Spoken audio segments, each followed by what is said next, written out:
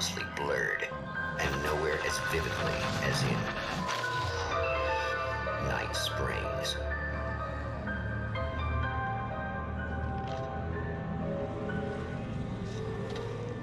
The man before you is a champion of light.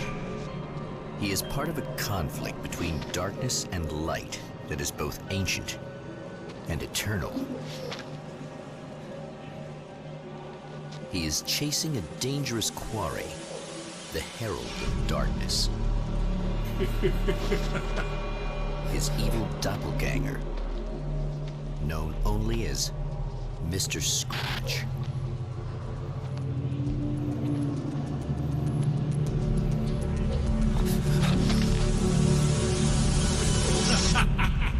I'll catch you eventually! Maybe.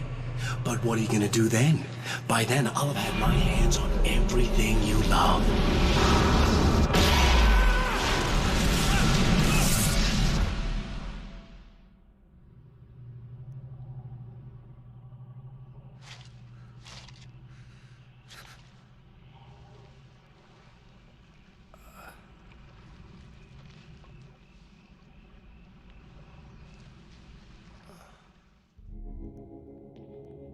The man has been brutally spat out from the darkness that surrounds the shores of our reality.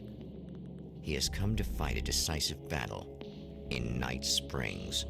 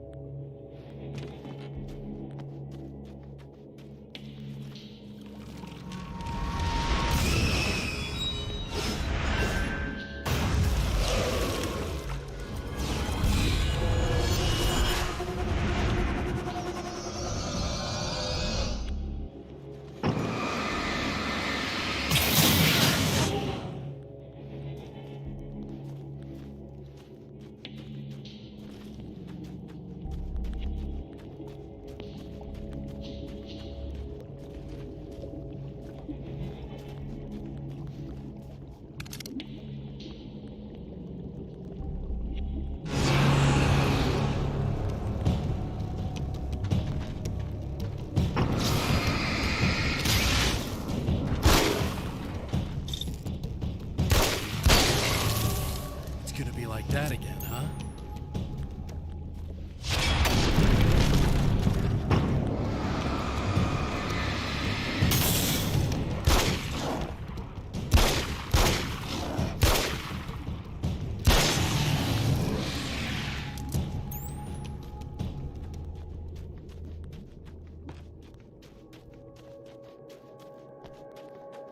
In another life, the man was a writer. He still practices that art, forging weapons of war out of ideas. But the violent currents that brought him here have scattered the pages he has written.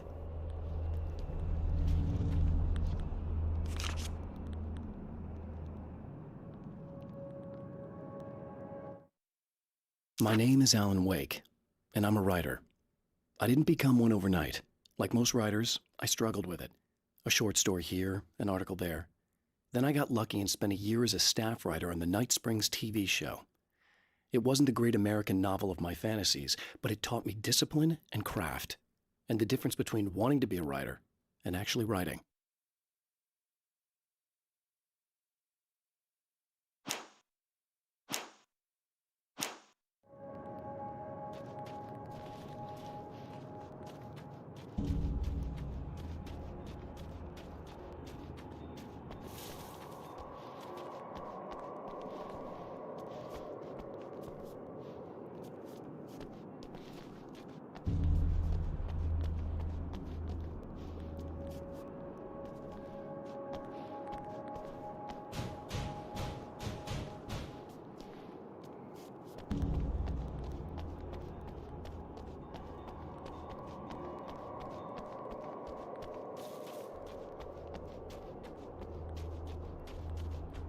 The lights of the motel promise safety.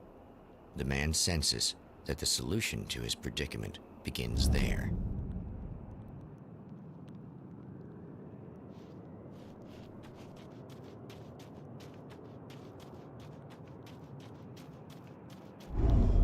Somewhere within the Earth, space itself has been pierced, and from dark depths runs a steady flow of monsters. The man recognizes the hand of his evil double in this. He knows he must put an end to this madness.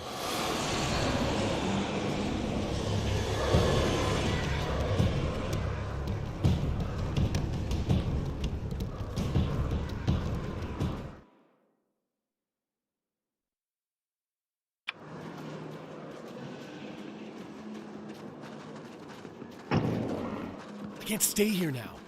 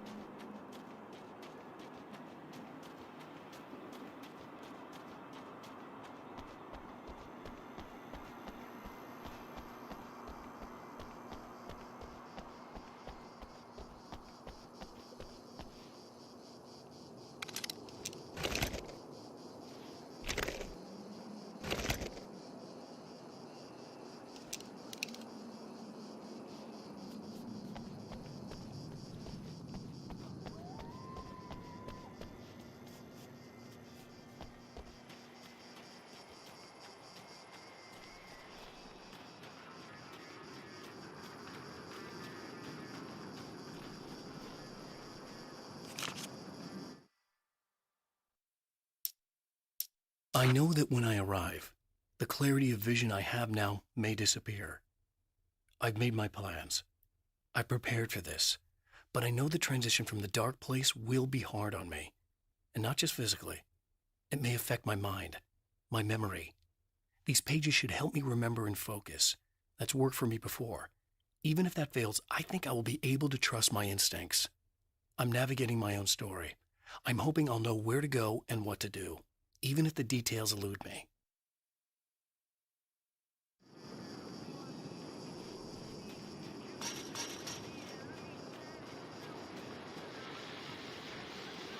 Oh, hell. This isn't gonna be good. Is this on? How can you tell? I'm sorry, I'm not very good with gadgets.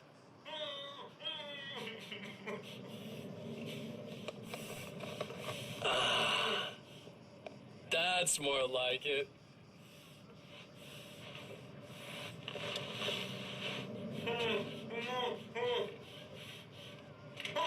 I'll be right with you. I just gotta do this one thing. I like it quiet.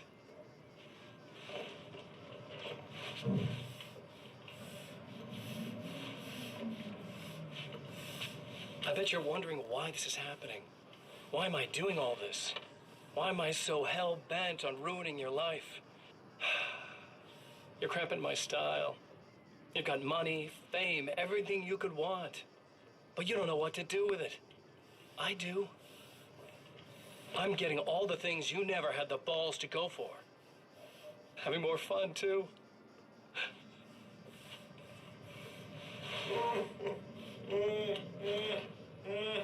Do you know the real difference between us?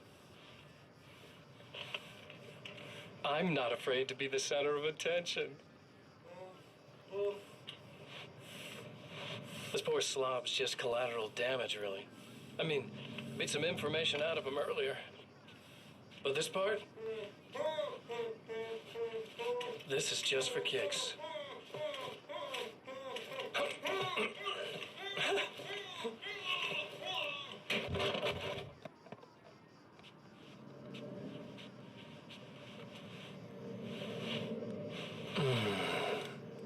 So quiet.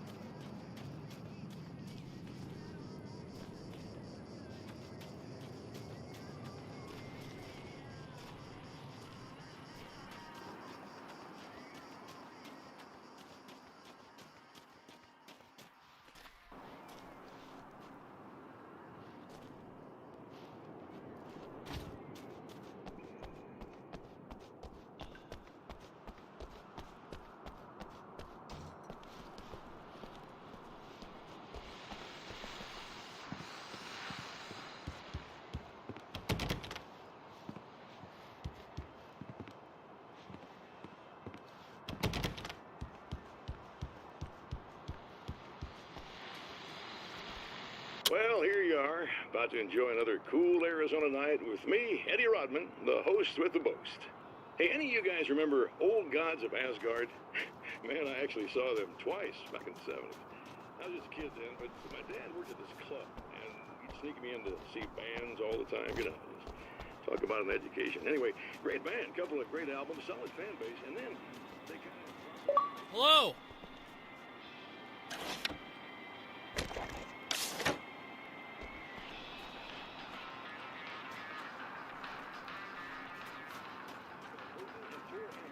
Two of the original Old Gods in the studio with me, along with their manager, Barry Wheeler. Nice to have you guys here. Oh, hey, great to be here, Eddie. Yeah, hey, hello!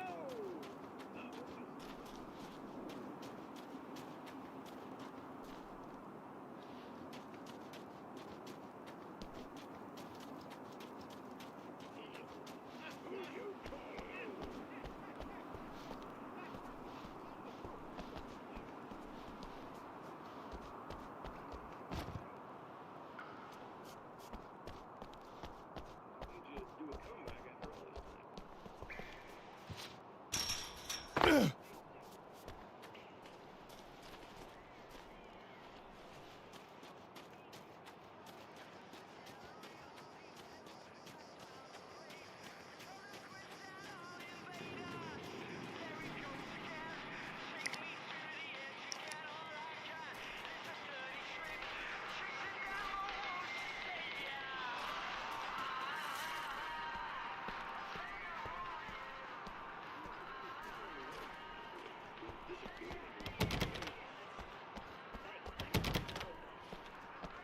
Can we do that? Oh, yeah, sure.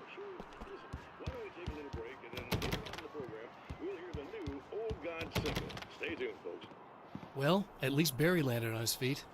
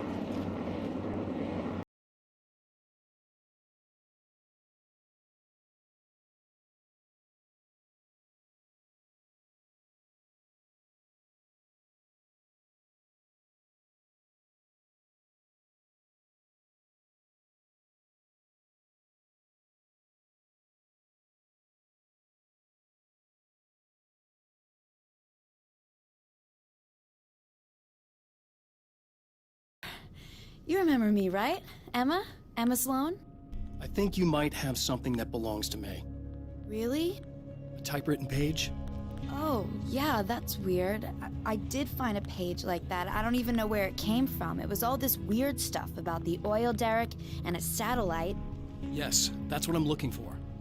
Oh, well, I don't know how you knew I had it, but I guess it's yours. Listen, what's this all about? There are these really creepy guys hanging around the oil derricks. There's something really weird about them. They're dangerous.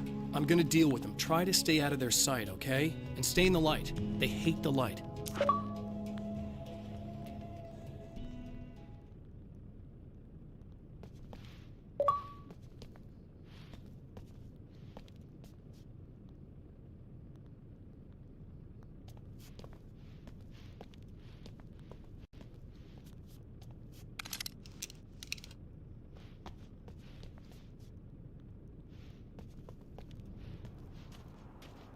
The Champion of Light recognizes the page he got from the woman.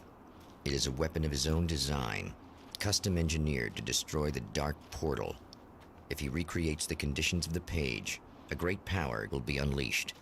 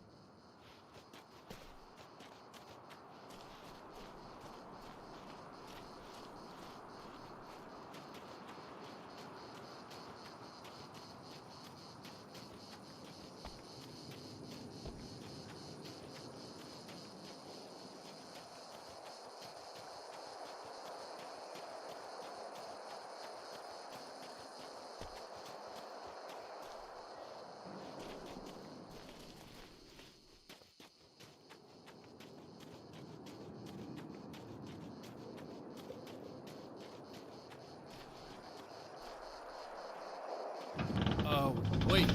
Wait. Whoa!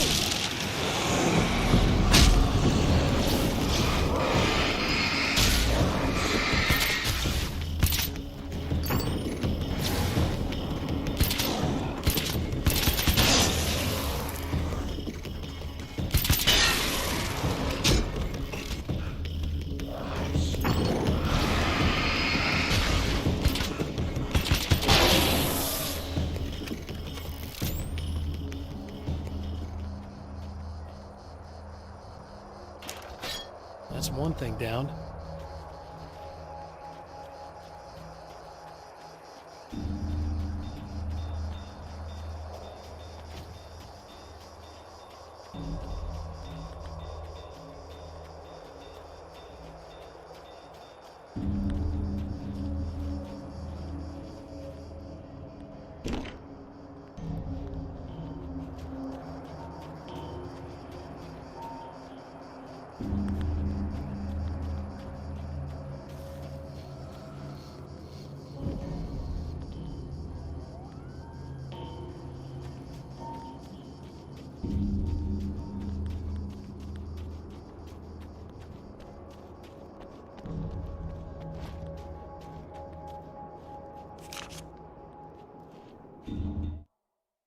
To change reality, you nudge it into the right direction.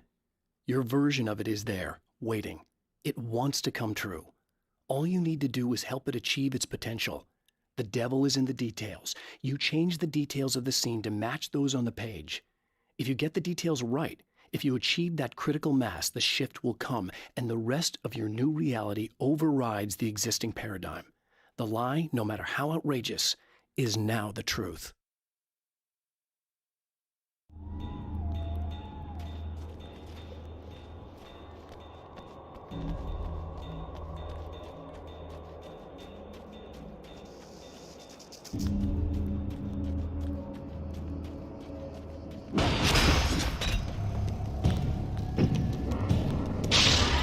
Tears itself in two to avoid the hated light. It becomes weaker, worse. Such is the origin.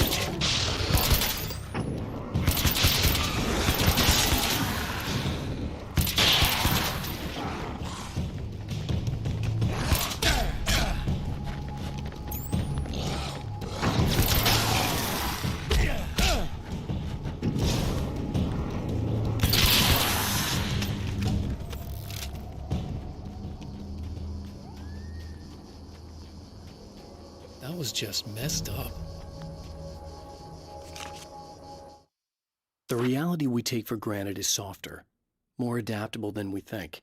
Under correct conditions, you can reshape it, turn it into almost anything you want. When it happens, almost nobody notices. It's not that we forget, it's that after the change, there's nothing to remember. Only those who have been directly touched by the powers that can shift reality are aware of the changes. Many are driven mad by it. Others can cope. I'm one of those people, and I know how to wield that power to rewrite reality.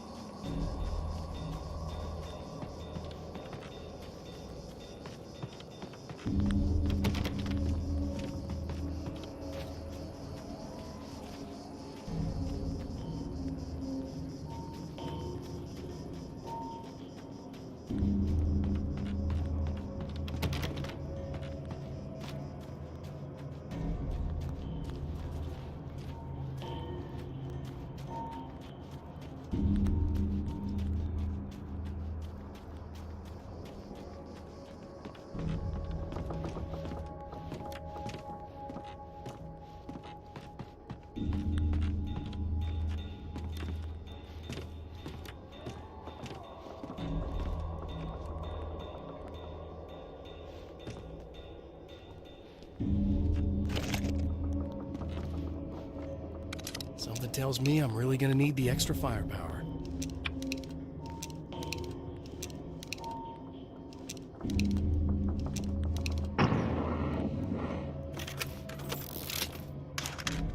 That's two. Just one more to go.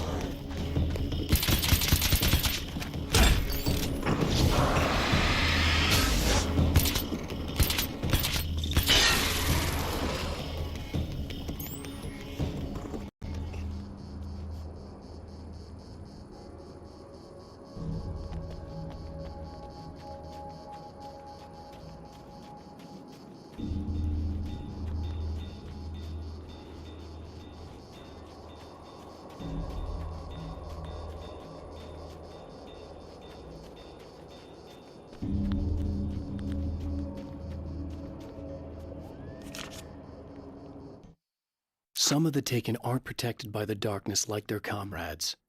Instead, their aversion to light is so extreme that they literally split into two when they encounter strong light. It leaves the two halves weaker, but of course, there's strength in numbers. It's a disturbing development. The dark presence I faced 2 years ago was powerful, but it didn't have much in the way of imagination. Clearly, the same cannot be said of Mr.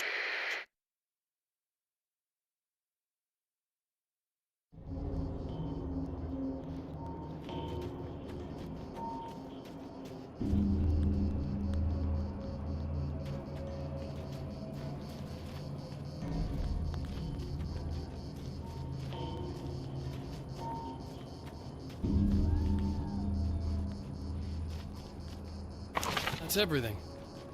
The man has found the battery, but it is empty. It will need to be recharged.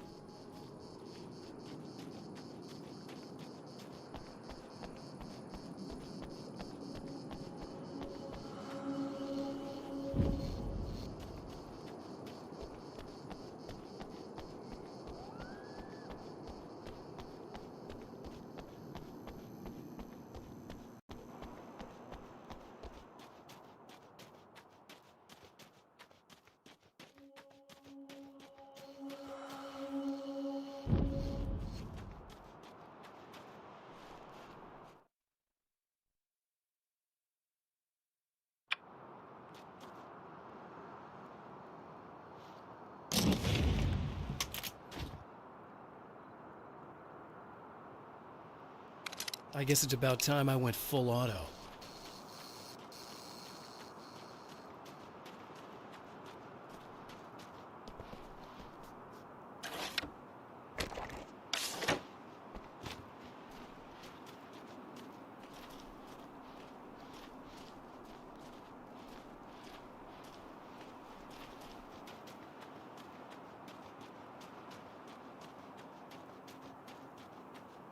I need this battery charged. No problem.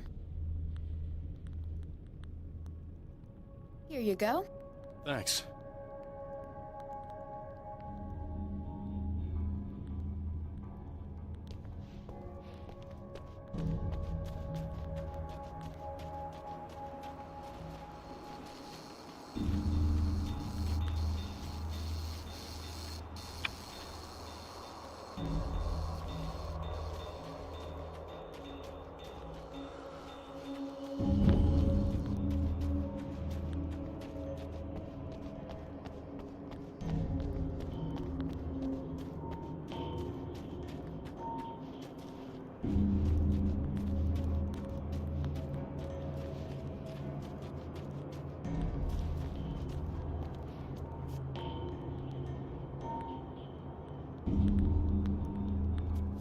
It's a little sad how many problems you can solve with buckshot.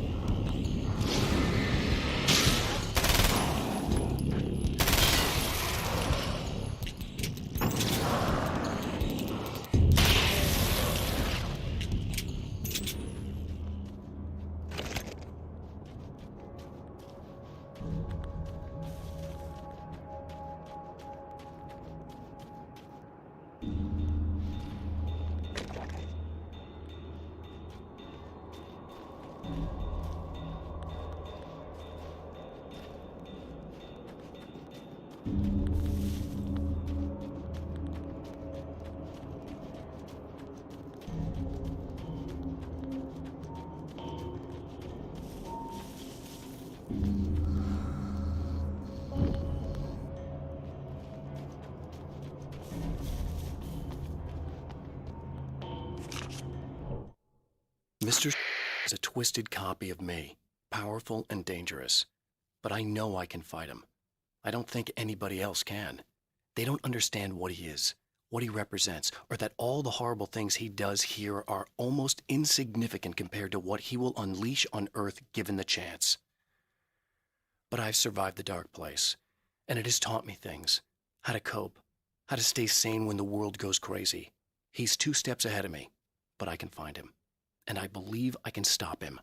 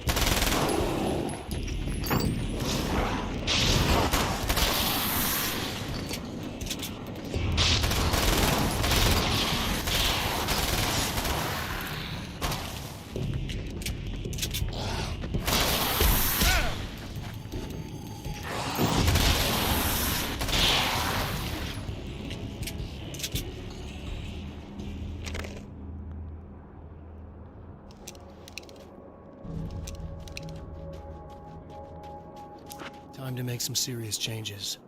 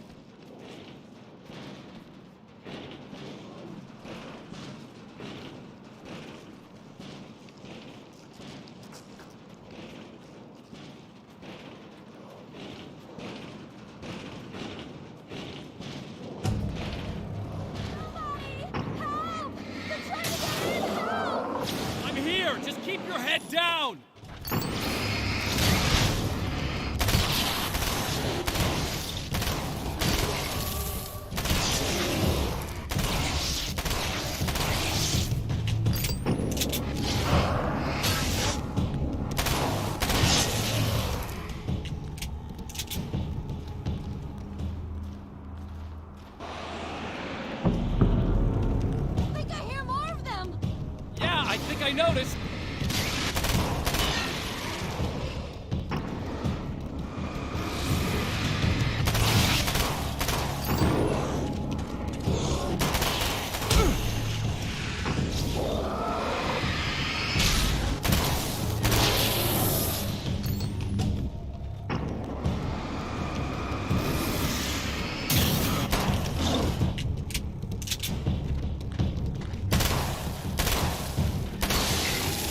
That's the last of them. We're good.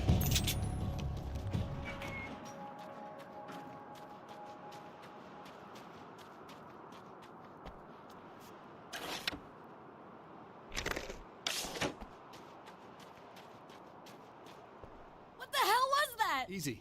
I got him. You're safe. I need you to tell me what you know about him. The guy who looks like me. There was a party in one of the rooms. It was pretty wild. I'm not sure which room it was in. You didn't attend. No, I wasn't there. But it got way out of hand. Anyway, I heard that he went to the diner and there was a fight there or something. Maybe you could find out more from there. I got some keys that you could maybe use. You just happen to have the keys, huh? Fine. I'll take a look. Stay here. Like hell.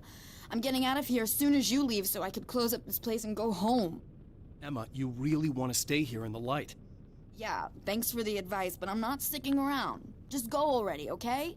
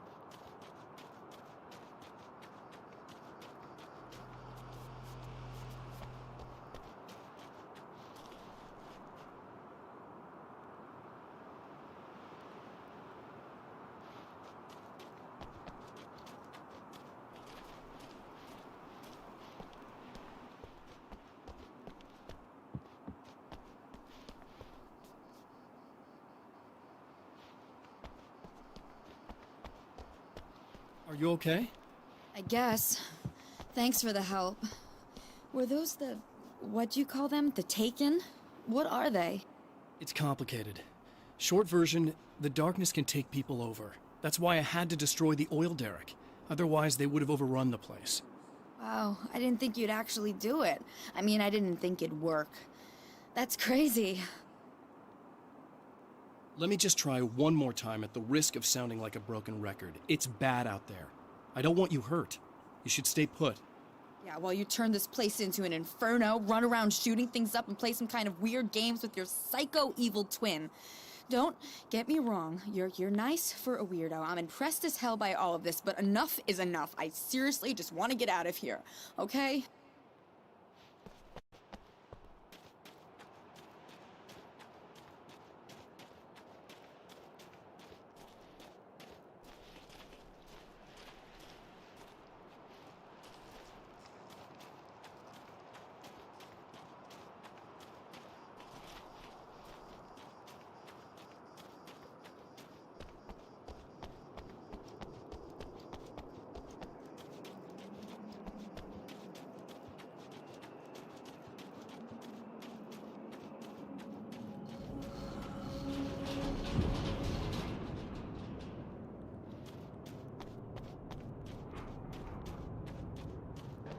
poltergeist. Its existence is one of rage and hostility, and its very presence turns ordinary objects into deadly projectiles. Oh, shit!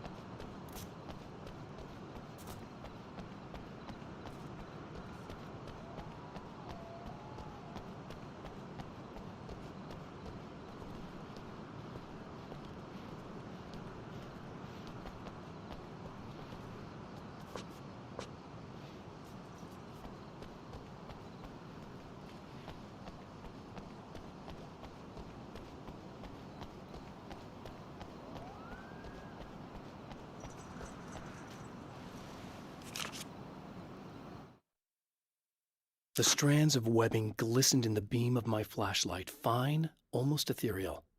They were fresh and right in my path. I held my breath and waited, ears straining. Nothing. I moved on, concentrating on the task at hand. Just get what I was looking for, then leave. That's all I keep telling myself. For a moment, I actually thought it might be as simple as that. Then, I heard too many legs skittering across the ground.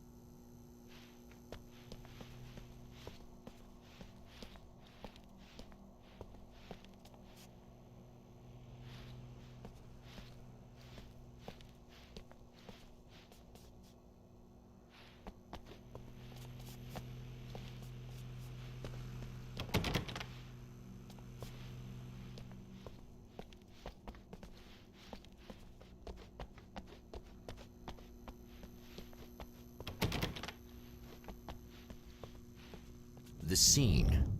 Traces of violence. A callous midnight snack. A room key left carelessly behind. The man recognizes the enemy's handiwork.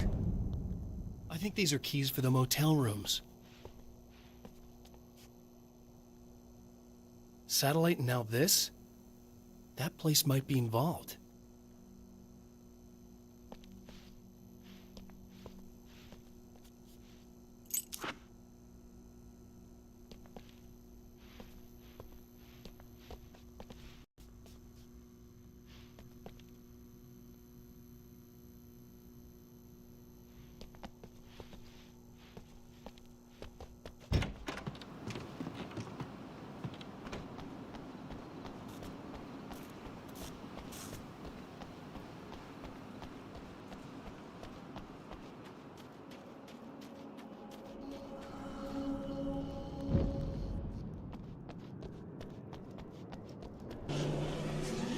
Emma Sloan was a believer in a great many things, most of which were entirely fallacious.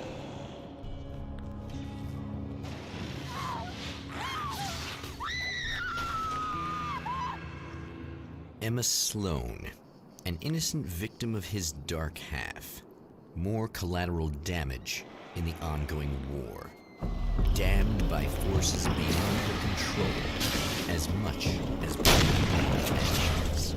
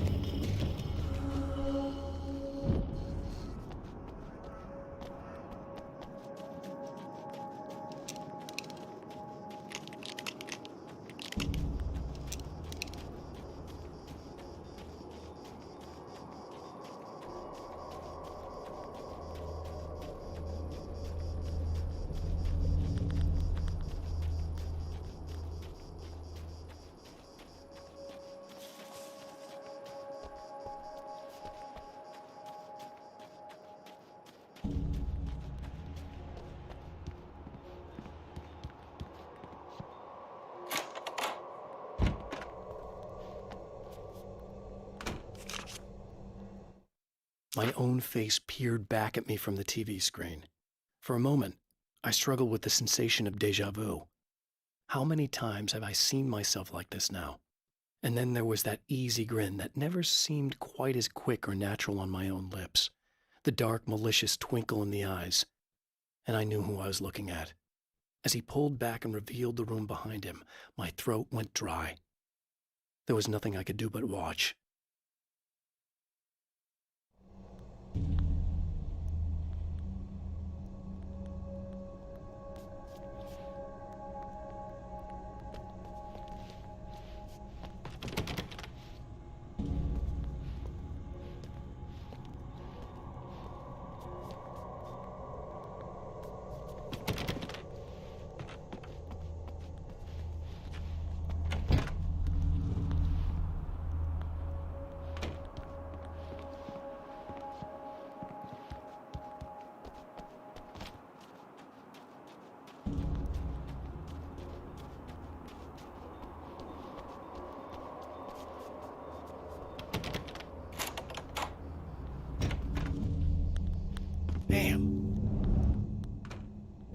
Michael Farabee, dead, tortured, dressed in clothes that bore the name of a local observatory.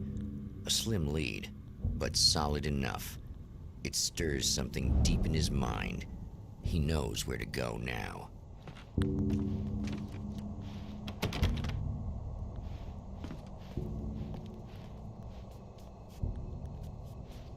I guess that'll have to be my next stop.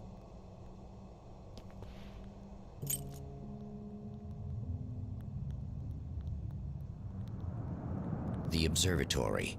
Hot on the heels of the Herald of Darkness, the Champion of Light forges on to see the stars.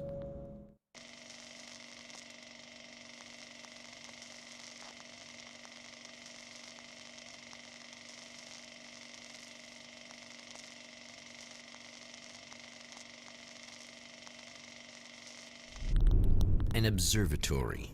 A place for a man to witness the magnificence of the universe. But such insights are not what the Champion of Light is looking for. He has come to find a weapon.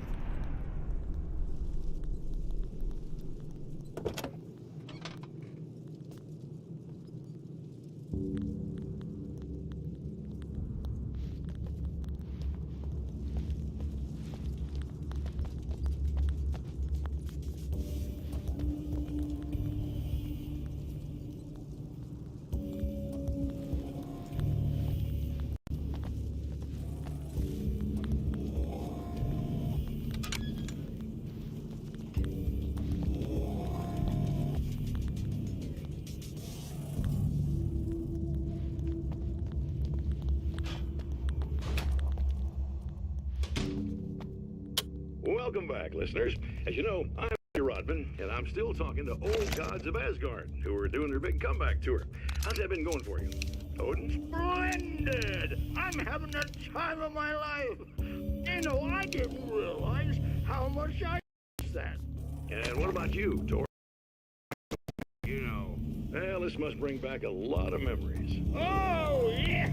It's wonderful to be back on stage.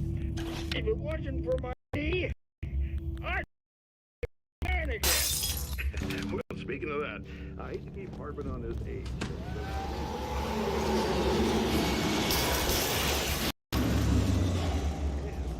this may be a touchy subject, but to be blunt, you really don't sound well old. I mean, the difference between your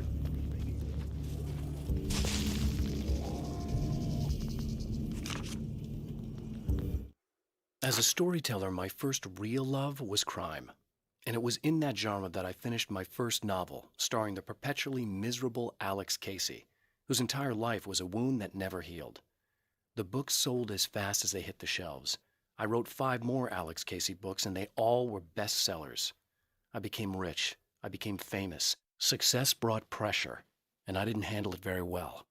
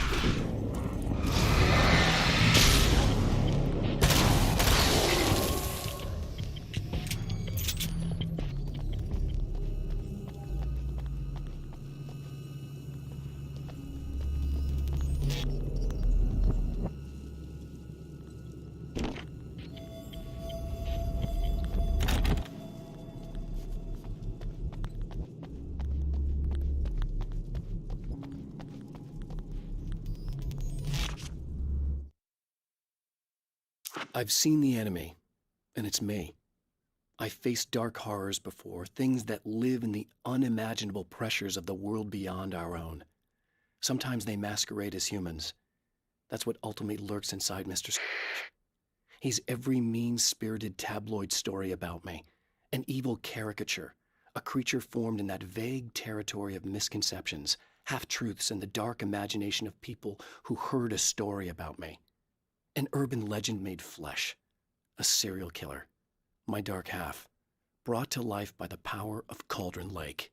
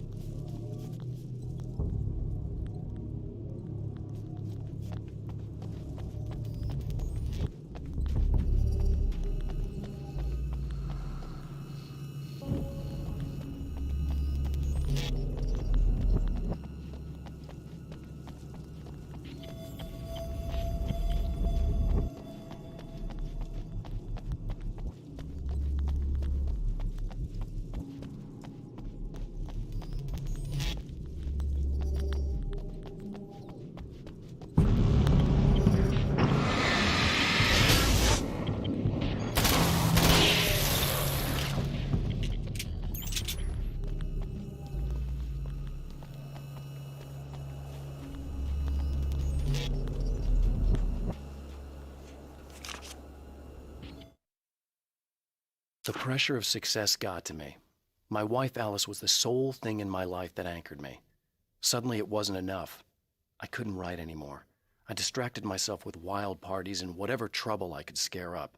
I wallowed in the drama of my life, sure that Alice would stick with me even though she didn't sign up to be the lifeline of a tortured artist. It was my dumb luck she's not the type to give up.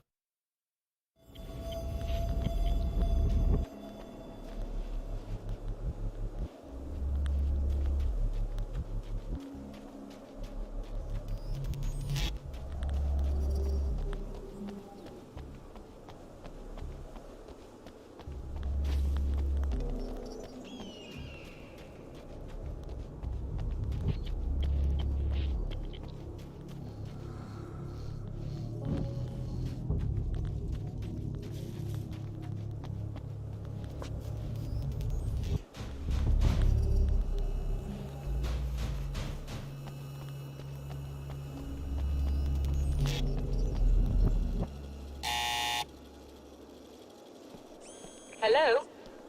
I'm Dr. Rachel Meadows, and... Wait a moment, it's you! I can't believe you dare show your face around here again.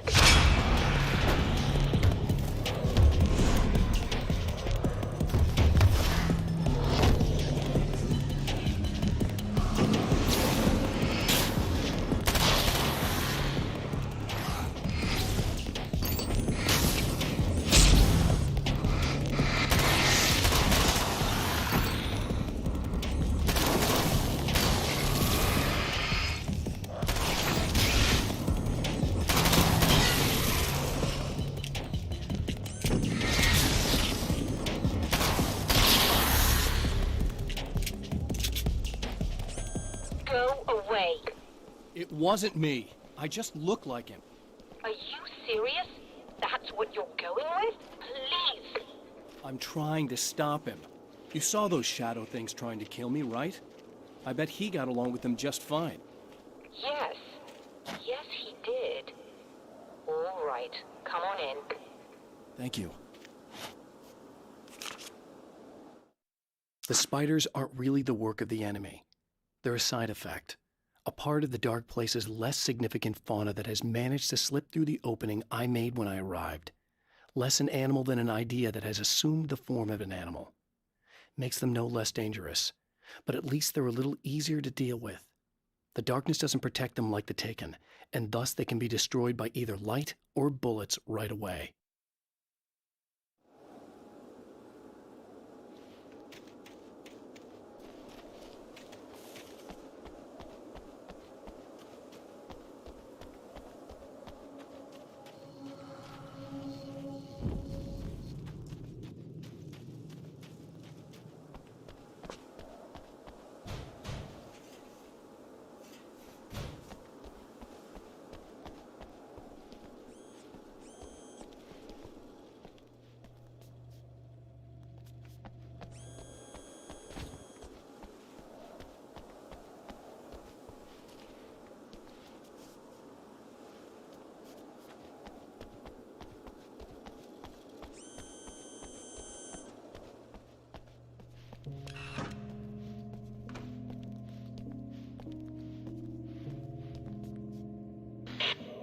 buddy. I figured I'd take a moment to talk to you. There's a party next door. I'm feeling pretty good right now. A little beer, a little fun, you know? It's nice.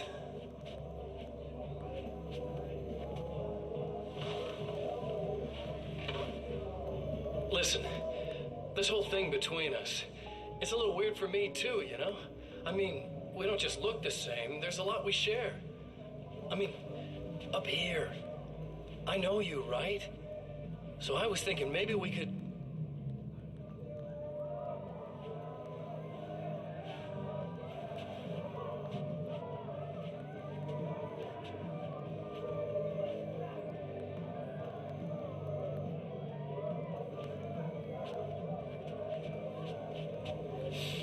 These guys are getting out of control. Look, I feel like we're both victims of circumstance here. And maybe we could make some kind of effort to...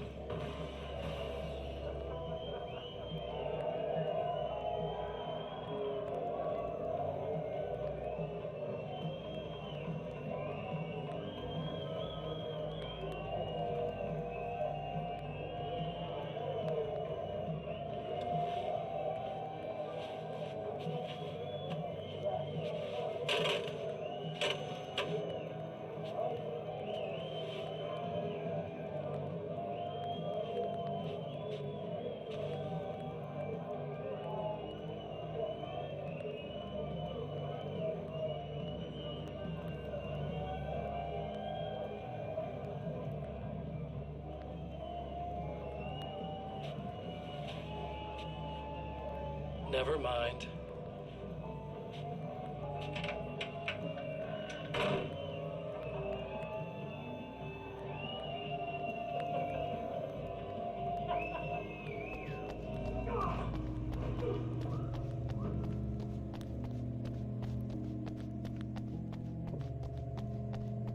Just a moment, I'll send the lift down to you.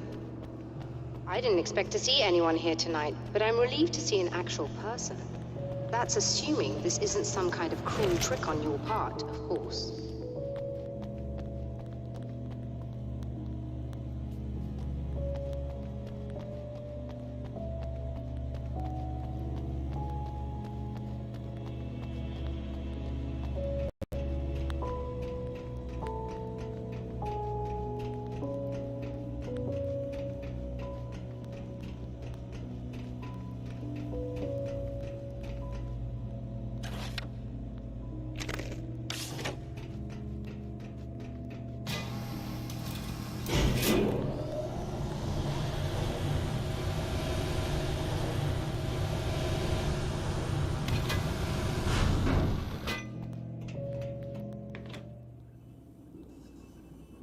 Doctor, the man who looked like me, what did he want here?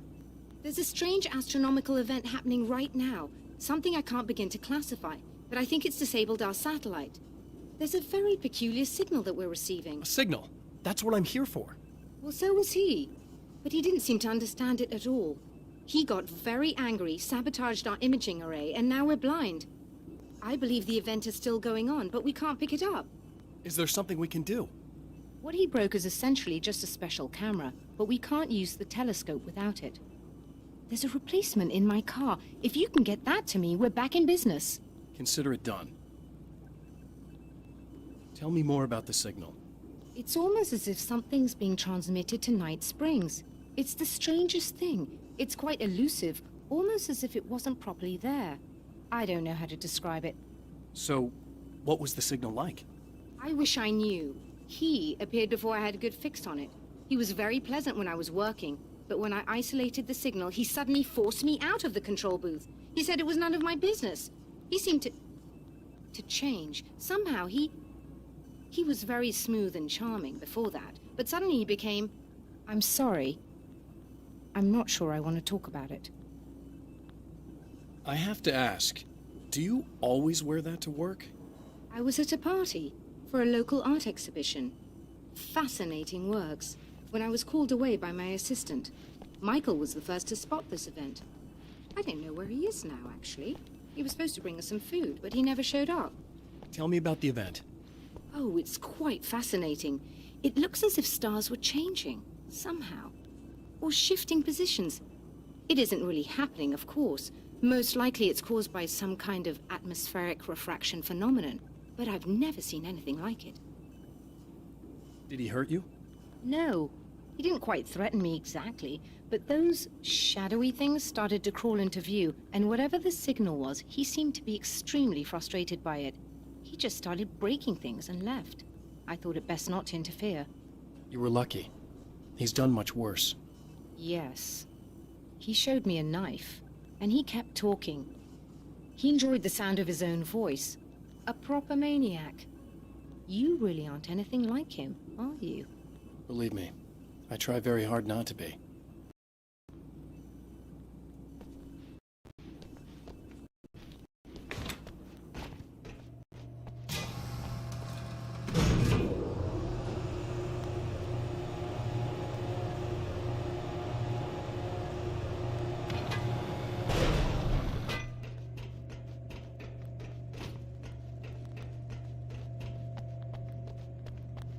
Good luck, and try to be careful.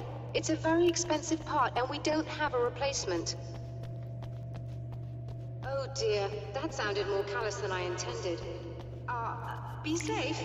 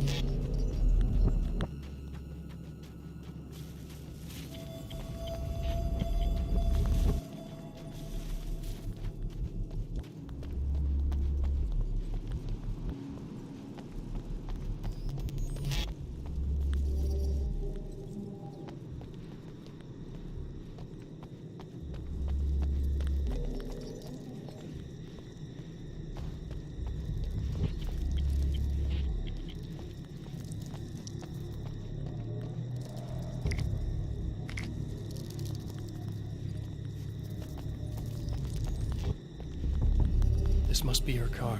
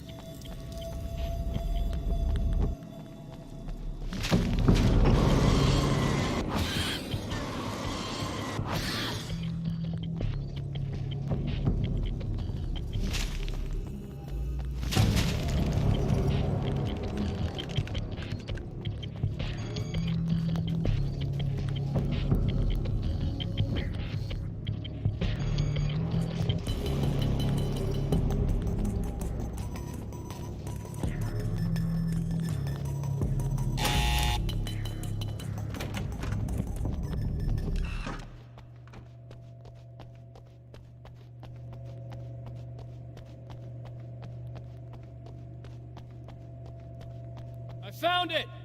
Excellent. I'll operate the platform directly below the telescope so you can install the array. Don't worry, it's very easy. Hold on.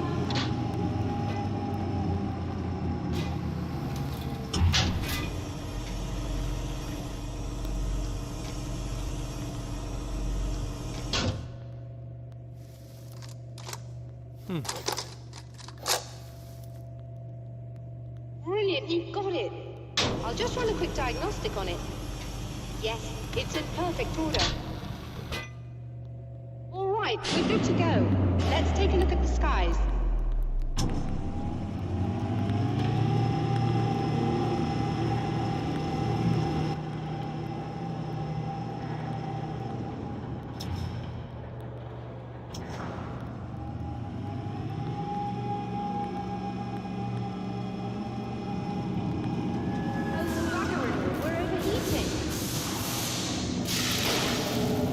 Shut this down. There's a problem with the automated coolant system. Somebody just interrupted the flow. So now what? Well, you could go and open the secondary coolant flow valves manually. I know it's dangerous there, but, well... I got it! Please come talk to me if you have questions.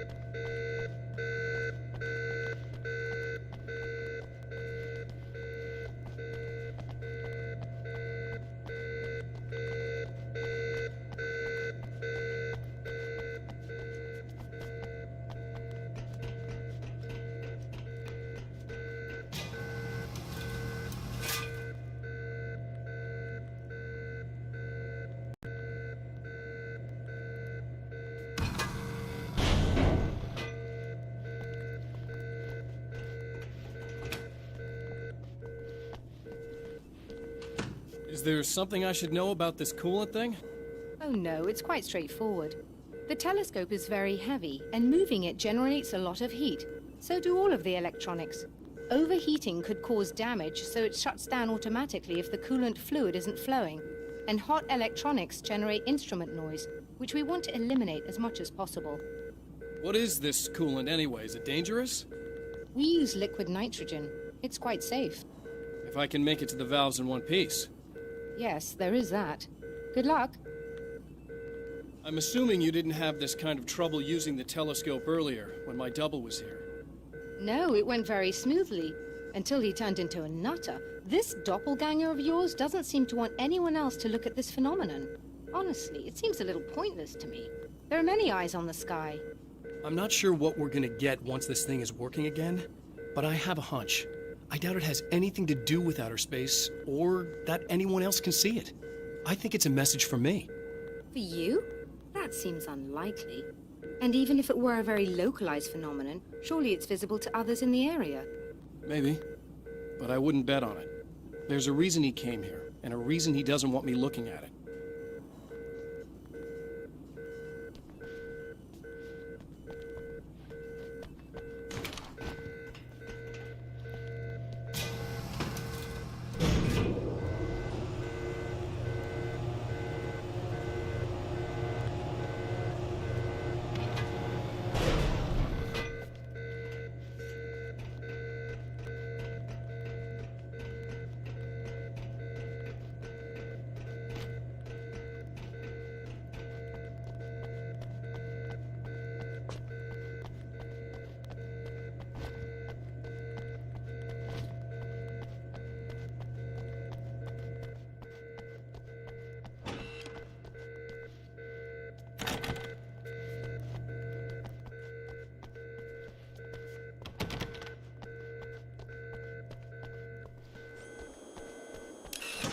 Just remember, you need to release all 3 valves. It doesn't matter what order you do it in.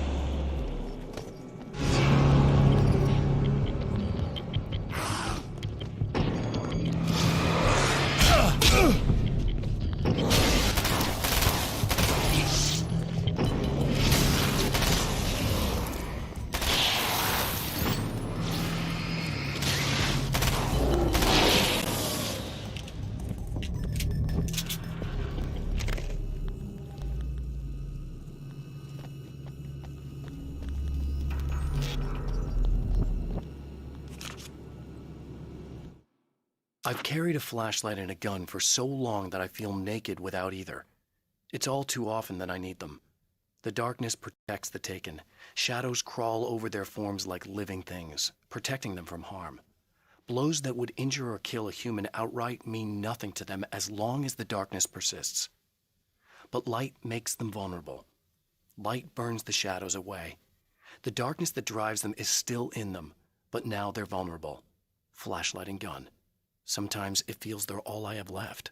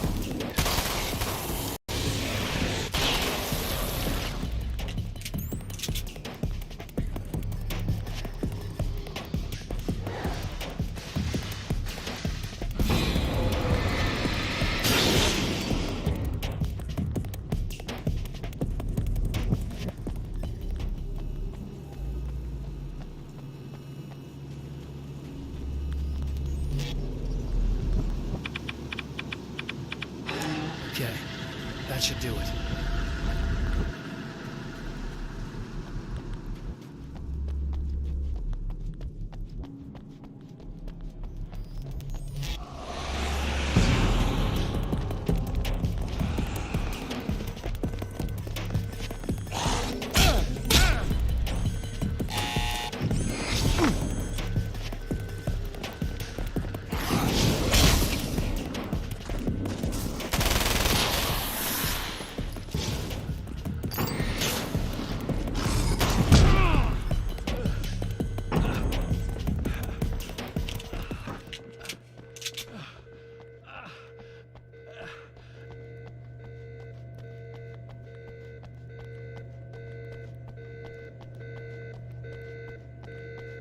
I released all the valves, Doctor!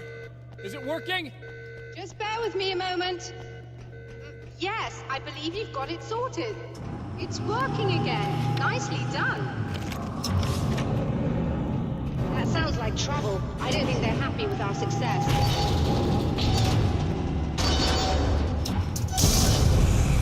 Look out, they found a way in.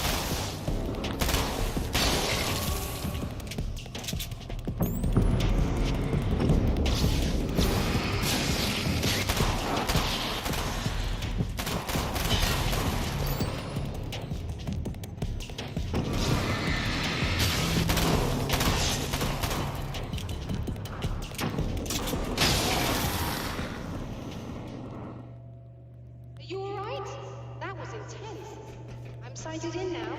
I still have no idea what I'm looking at, but it's very strange indeed. Oh, where are my manners? Please, come on up.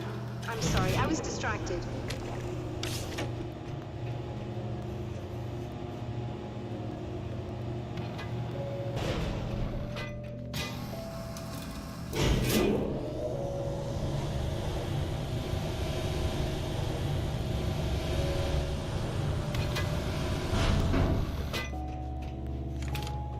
Are we receiving the signal now?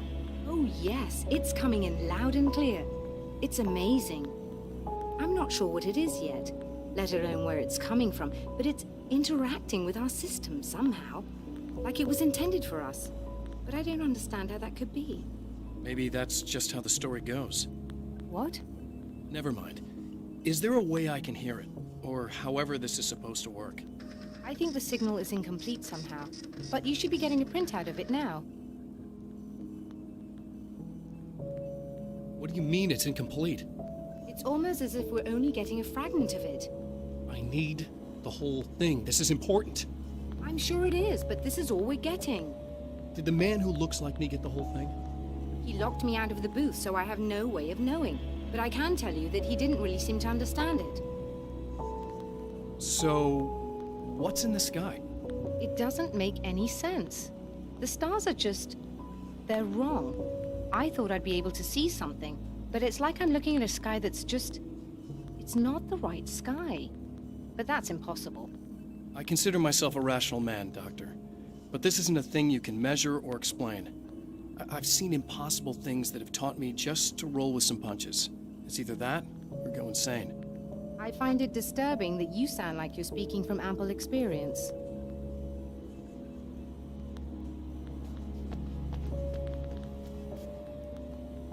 A printout of a signal. It too is a weapon created by the Champion of Light. In its words, stirs a new reality. But it is incomplete, and yet it provides a roadmap for the man to follow, a course that will lead him to a place where he may confront his enemy.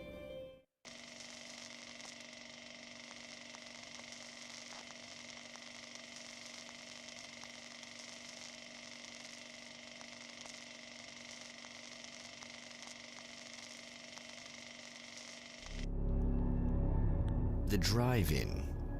Once the site of lurid celluloid fantasies, it's now the site of an art exhibition. And yet, it's the search for closure rather than culture that brings the Champion of Light here.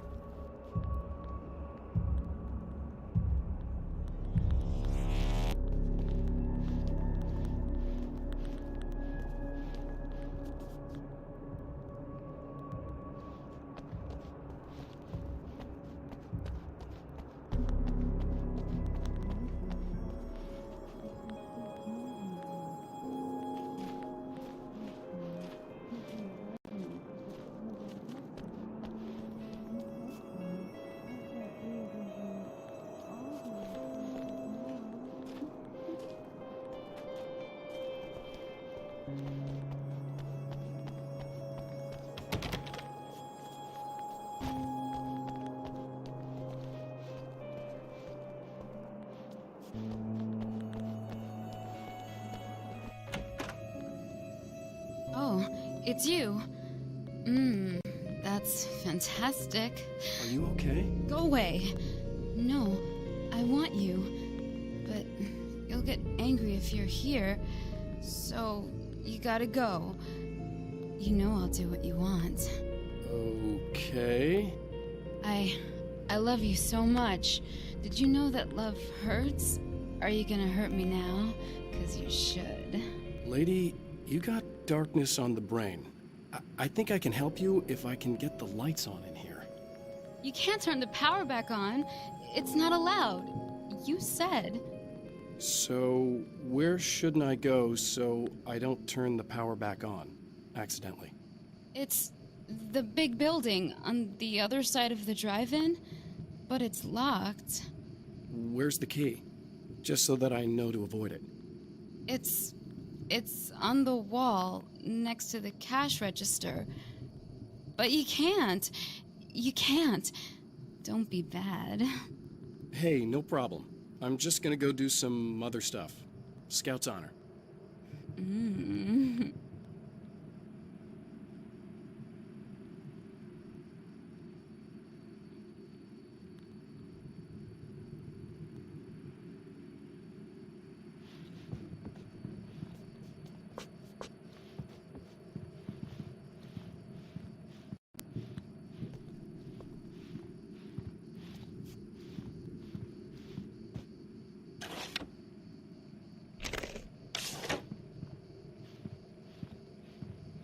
And we're back with Old Gods of Asgard and their manager, Barry Wheeler.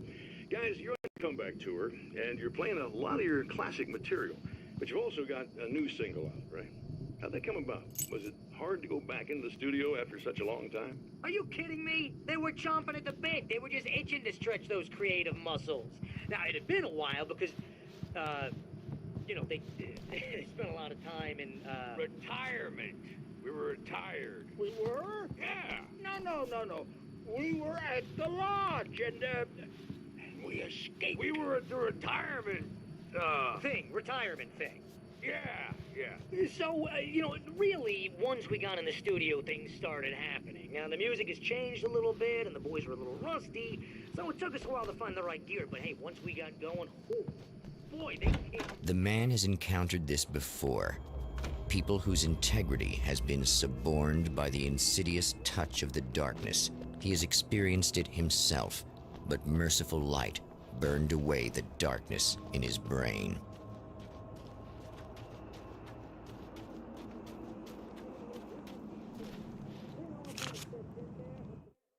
My writer's block got worse. I didn't sleep much anymore. My life with Alice seemed like a constant fight. I was a wreck. Alice took steps. She booked a vacation in Bright Falls, a small town in Washington. It was supposed to be a chance to break out of the cycle I was in. She didn't know about the darkness in Cauldron Lake.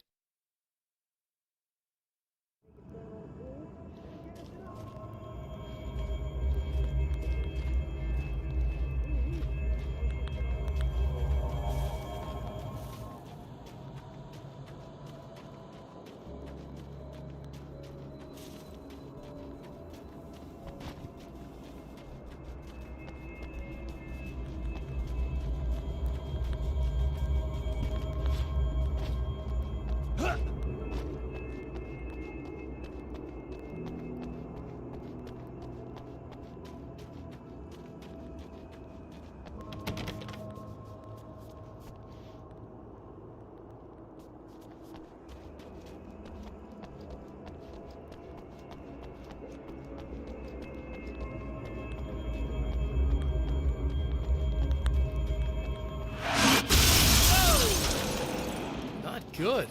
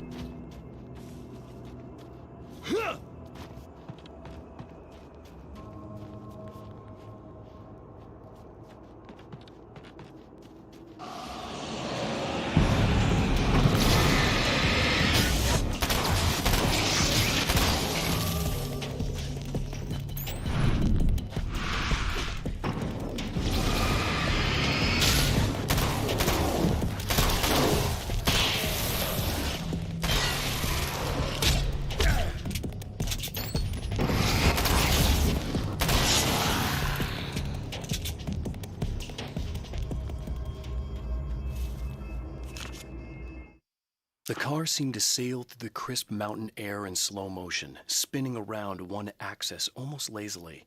The moment was hypnotic.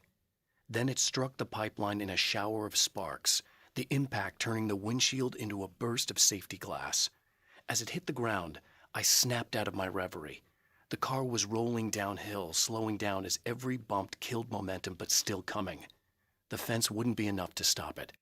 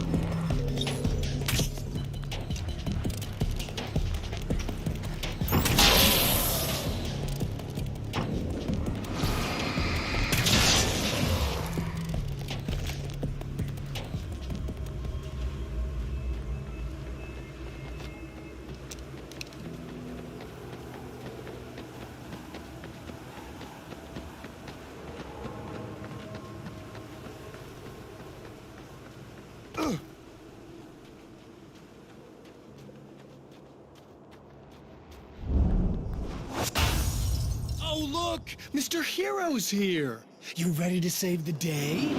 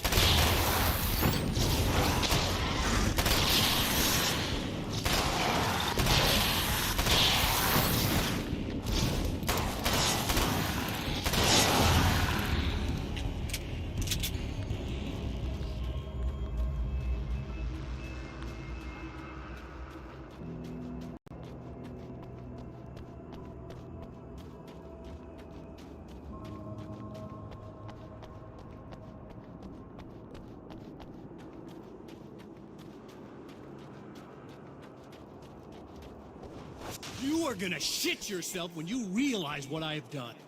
Shut up!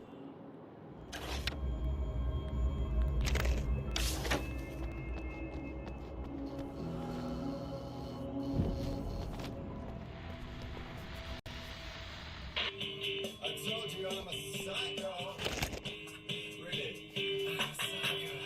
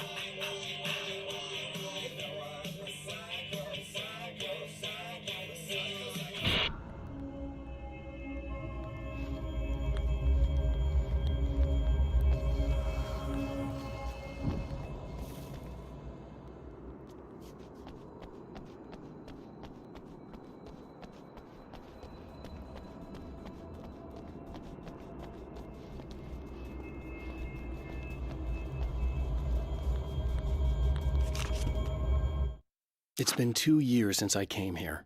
Being that long without Alice breaks my heart, and I know it broke hers. I know she thinks I'm dead.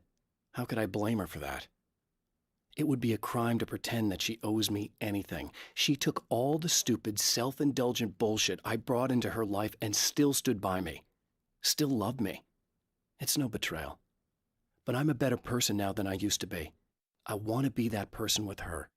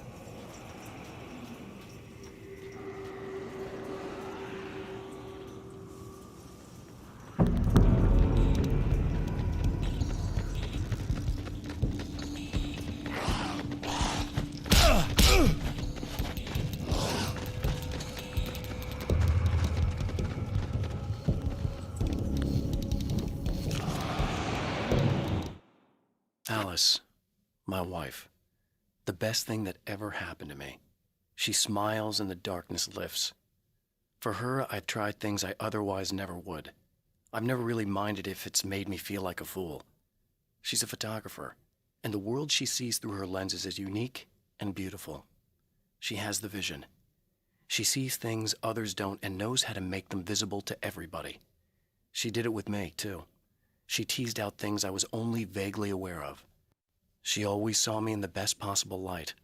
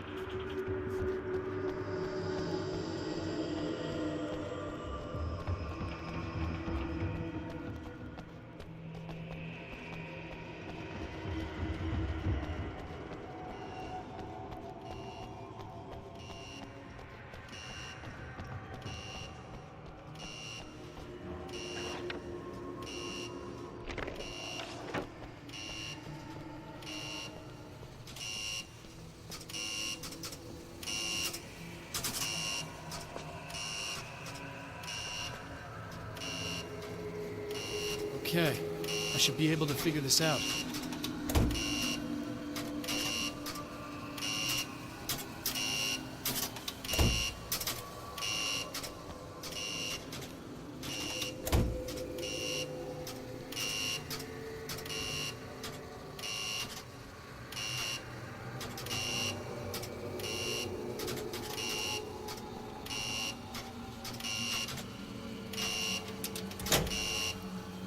Red lights, green lights. They have to mean something.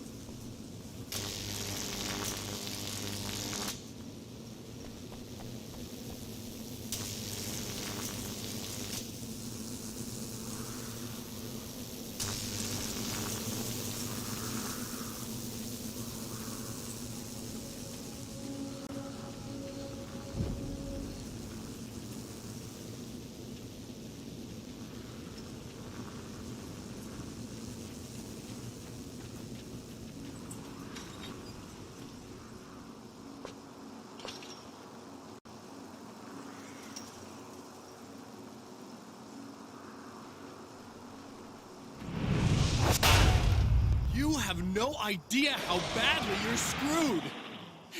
It's gonna be a blast to watch you find out.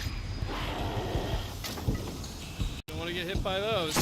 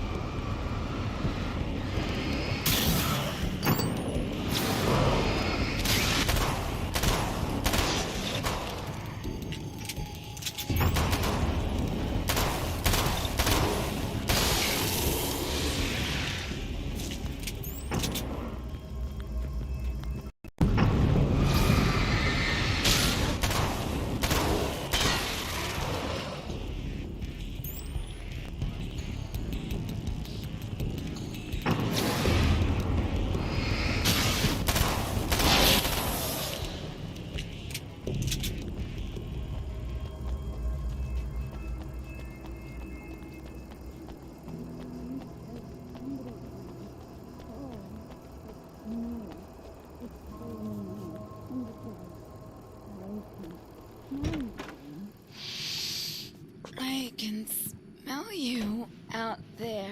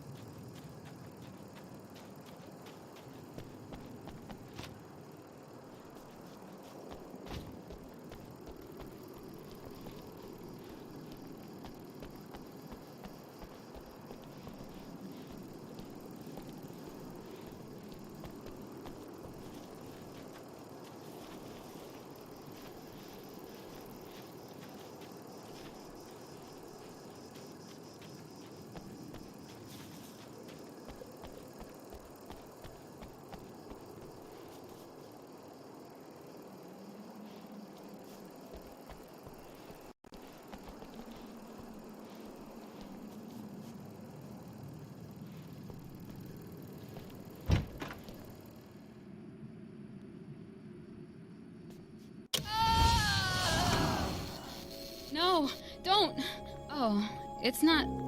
It's you. Did you help me? Looks like you're feeling better now. Yes, I am. Thank you so much.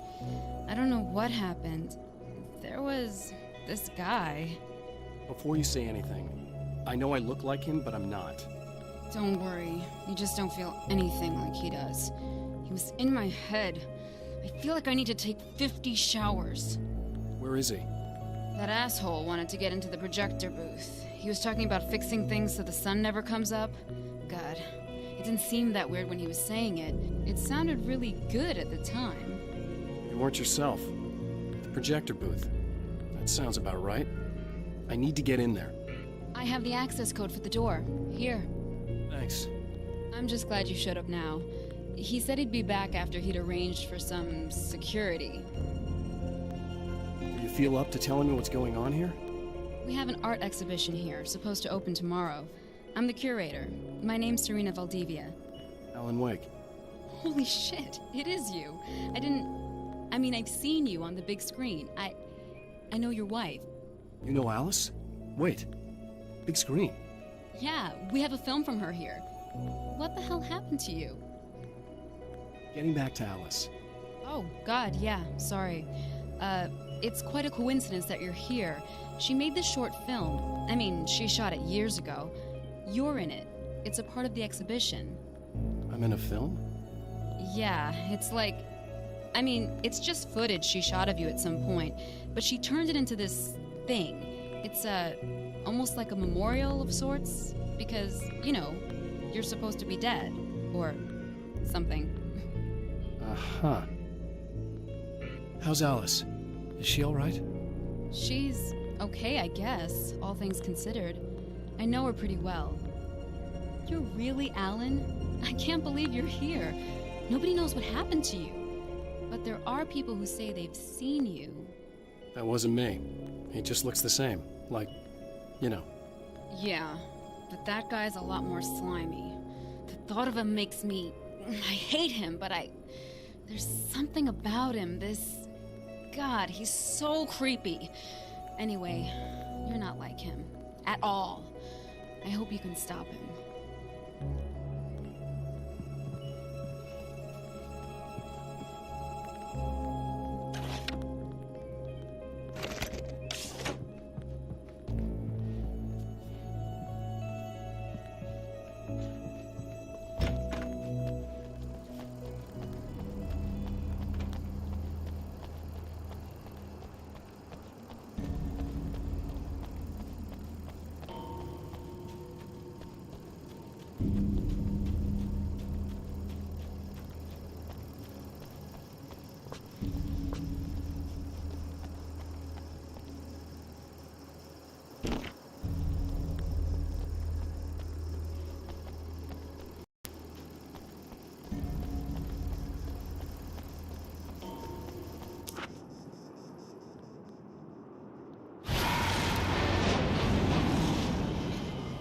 That's the security system?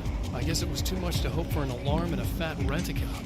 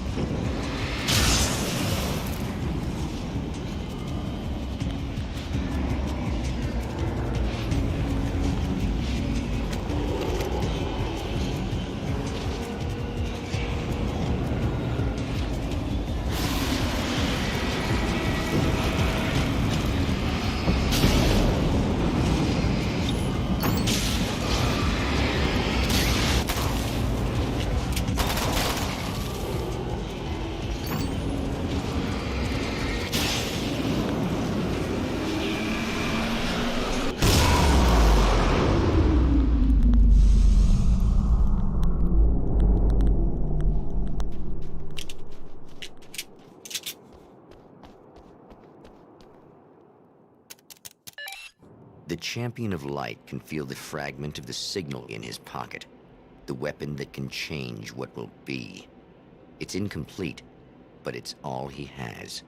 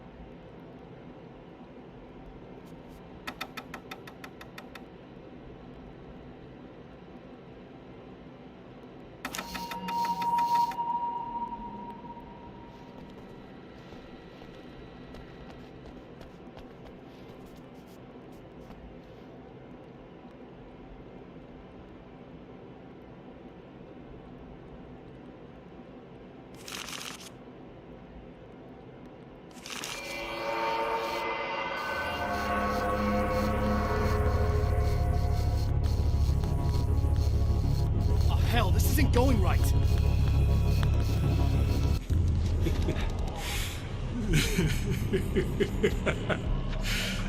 You've been up to something, haven't you? Too bad it's not gonna do any good. I'm a better you than you ever will be, and I've got all the time in the world. Everything you've got's going to be mine. Your life. Your wife! What are you gonna do about it? The sun's never coming up now. I can keep this up forever. Show yourself! Whatever you say, buddy.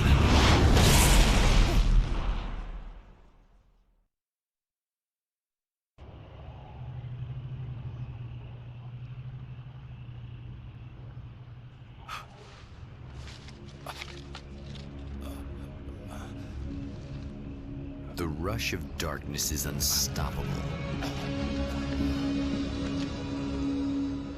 Time itself twists and tears, sweeping the Champion of Light back with its dark currents.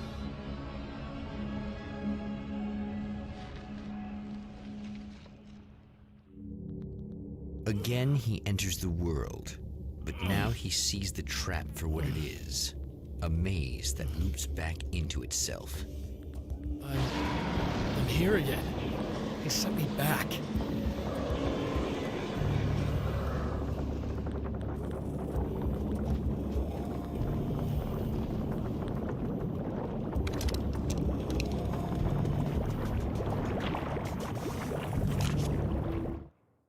In Bright Falls, I was constantly under attack by birds that were more shadow than flesh and feathers. But this is an evolution. Some of the Taken were actually capable of turning into a flock of birds to escape my attacks and turning back into human form to make surprise attacks.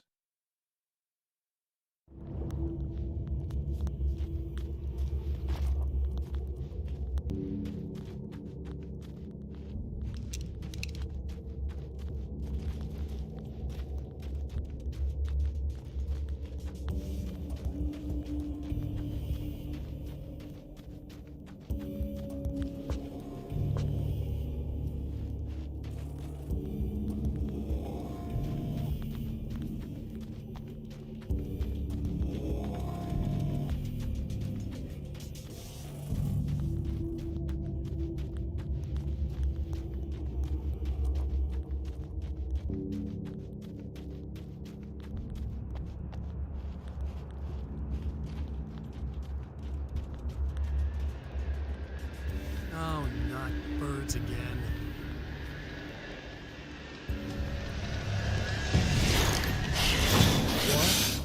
What the hell?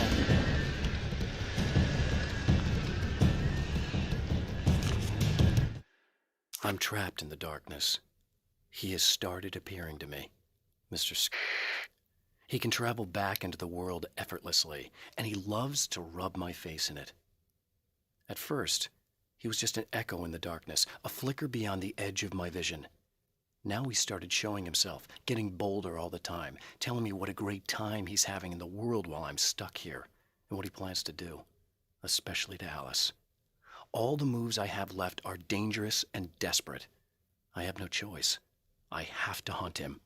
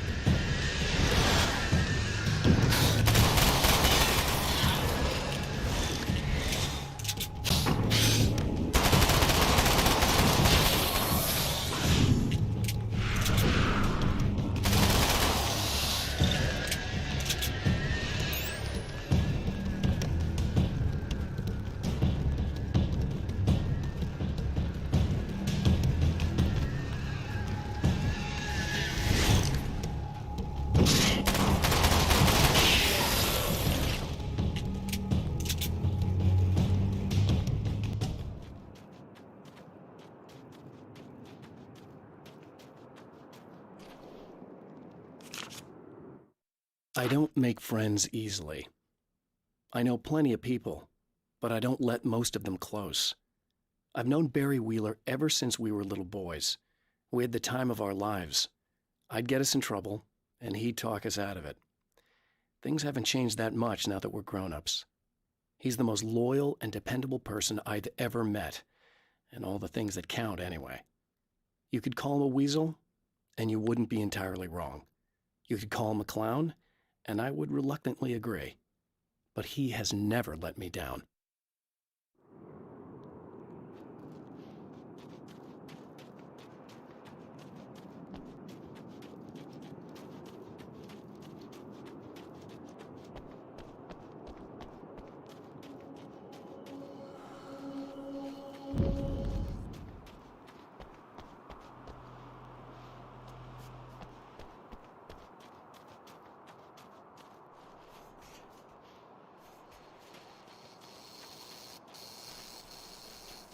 Emma? You here?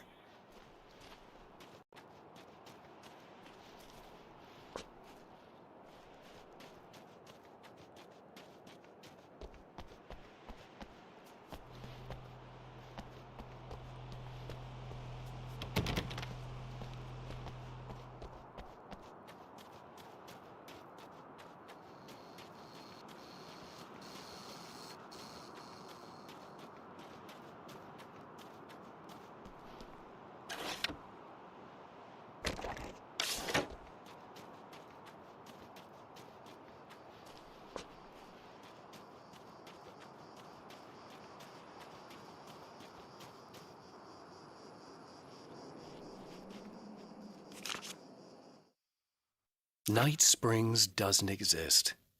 It's a fictional town from the TV show I used to work on. It was Any Place USA, a place we used as a backdrop for whatever strange story we had that week. One of the stories I wrote for the show involved a man, the champion of light, fighting his evil double, the Herald of Darkness. It was something I'd written back in the real world, something I had a link to, a framework I could build on. I had adapted it into a new story. This story.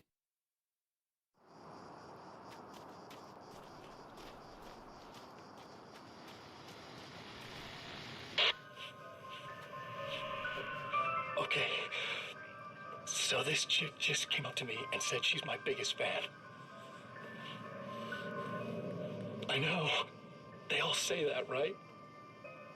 And she's giving me the eye. So I make a couple of moves, we have a couple of drinks, and then things start happening.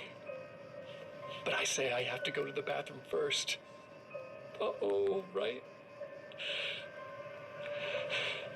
She's got no idea.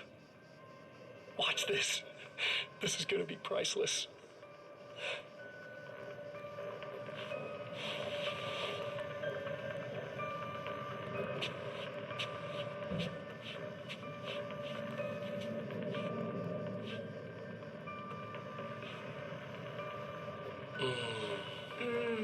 That's nice.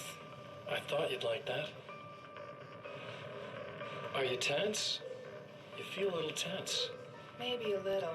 I had a crabby day. Yeah? Don't worry. It's improving real fast. Yeah. Hey, don't stop. It's just getting good. Watch this.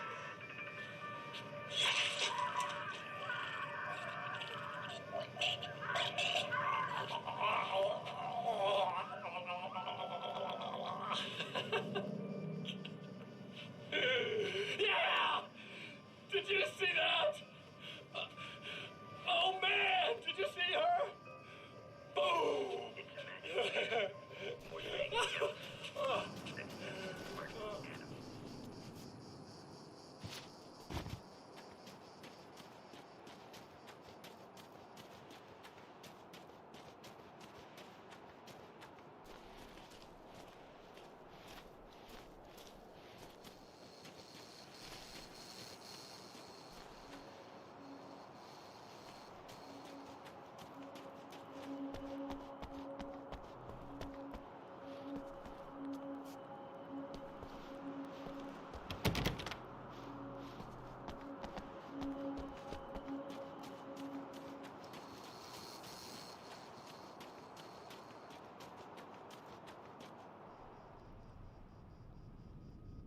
Wow, it is you. I guess all of it really happened. You remember me? Kind of. I felt weird all day, like I could almost remember a dream I had, and then, just before sunset, I remembered the page. Yeah. I'm going to have to go get those things again. Not all of them. I went out and got them. Well, most of them. I felt stupid at first, but then it was getting dark, and those things started showing up, and one of them made off with the battery. It ran into the railroad tunnel. There was no way I was gonna follow him in there. Sorry. It's good you didn't. You should be careful. I mean, really careful. Yeah, I kinda remember something. Something bad happened to me, didn't it? Forget it. It doesn't have to happen again, okay? Just do what I say. Yeah, okay. God, this is too weird. Am I going crazy here? Just go get that battery. Try to stay calm. You're perfectly sane.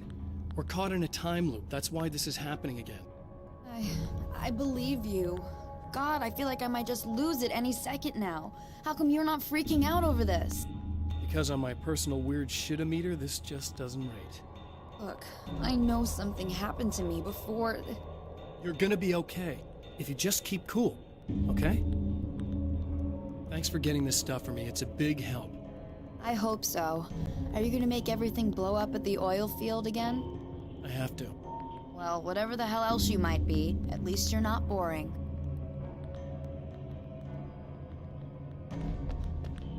Just the battery. That'll save time.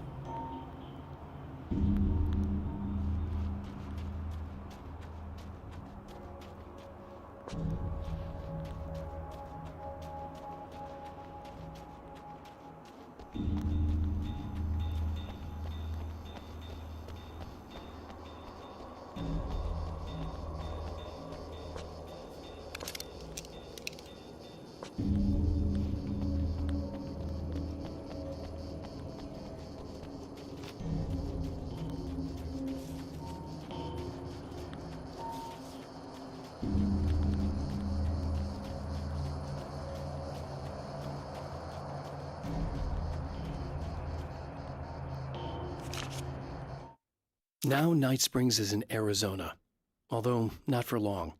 It's in Arizona because whatever the town that has become Night Springs is really called is located near one of the thin, worn places in the world where dreams and reality flow together and life is always a little strange. Perfect analogy for Night Springs. I can't return to the real world. I've tried, but I'm operating on dream logic, forcing the door open a crack so I can slip through. I can enter the strange little town of Night Springs. All I did was put in Arizona for one night.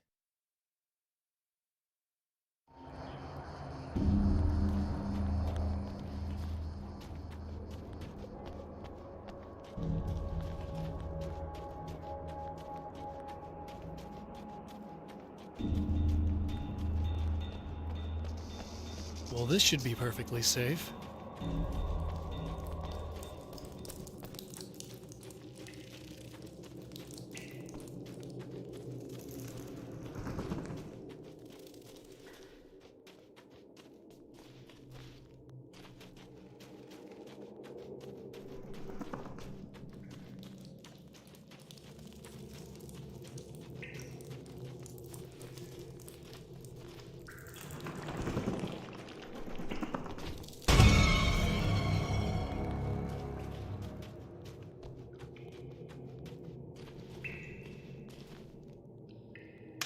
Now I just need her to charge this up.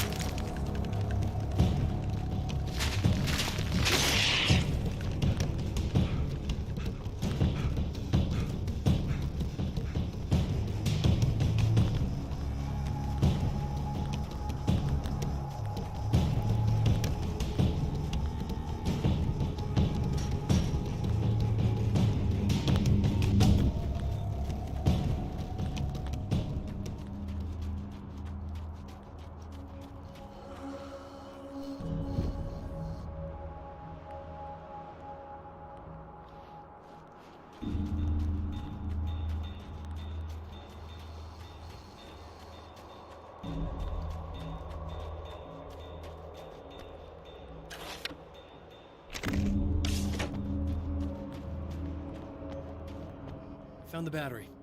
Okay, I'll charge it. Here. Try not to get killed. Okay. I'm gonna take care of this. Try to stay calm. Look, what if you stay here with me, please? I'm sorry, but if I don't deal with this, no one else will. Ugh, yeah, I guess. It's just that this is getting really creepy. I believe this is real, but I don't understand any of it. I'm getting scared. I can't believe you're so calm. I get scared, but I've had a lot of time to get used to it. That helps. The guy who looks like me is the reason this is happening. I caught up with him, but he swept me back here. Back in time. Yeah, it's a trap. We'll be doing this forever unless I can break out of it. How are you gonna do that? I'm working on it. I came prepared, but things got kind of scrambled when I arrived. I'm tracking down the things I need. Yeah, well, feel free to climb back into your DeLorean or whatever it is you do.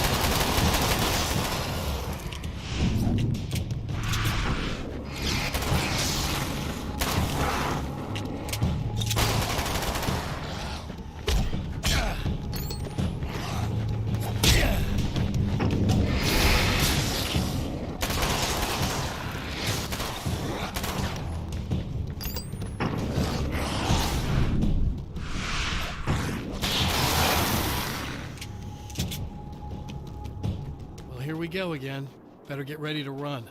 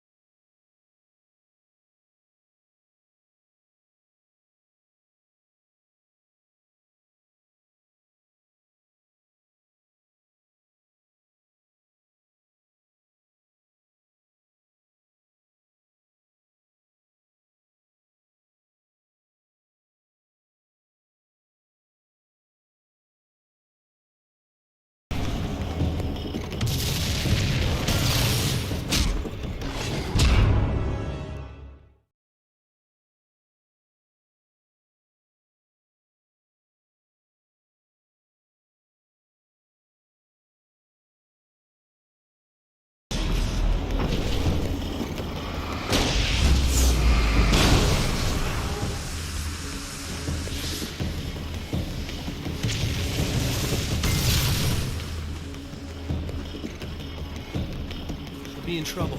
Better hurry.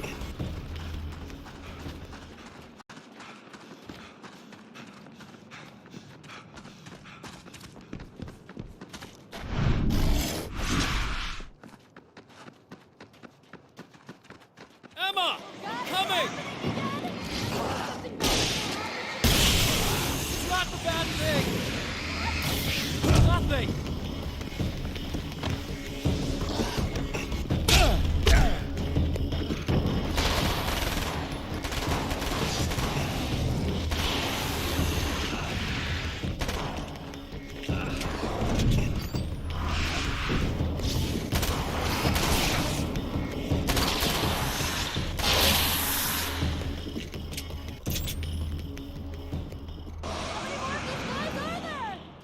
Keep your head down!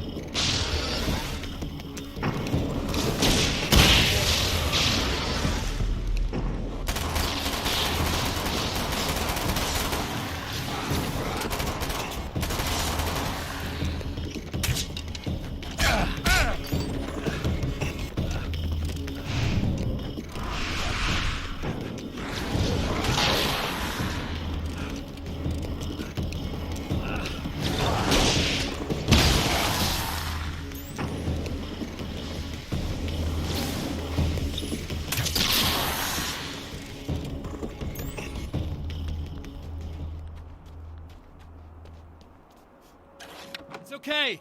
It's safe now.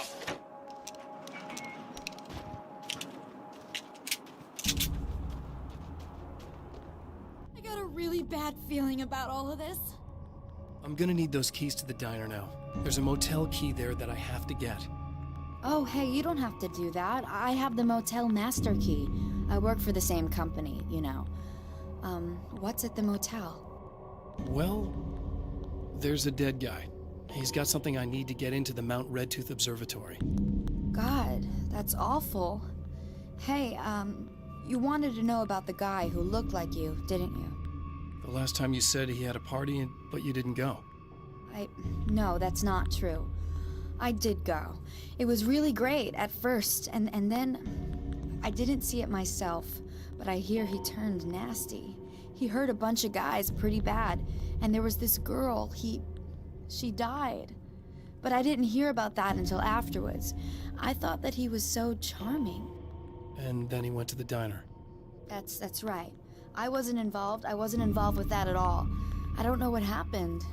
Fine. I need to check out these motel rooms. In the meantime, you stay here, okay?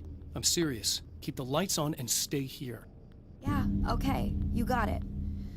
I sure hope you're right about this.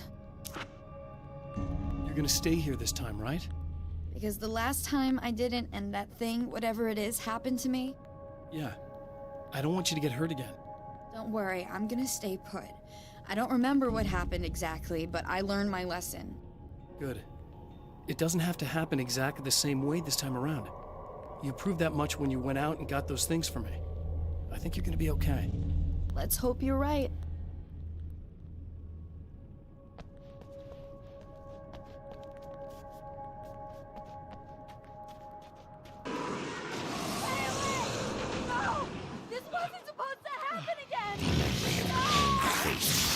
Emma Sloan and fills her with dread. This time, she does as she's told.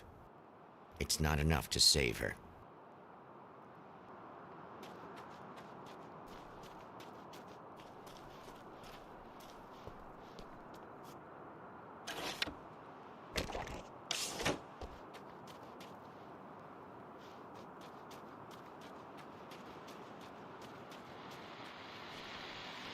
Okay, people, it's Eddie Rodman here with a few hours to kill, and there's nobody I'd rather spend.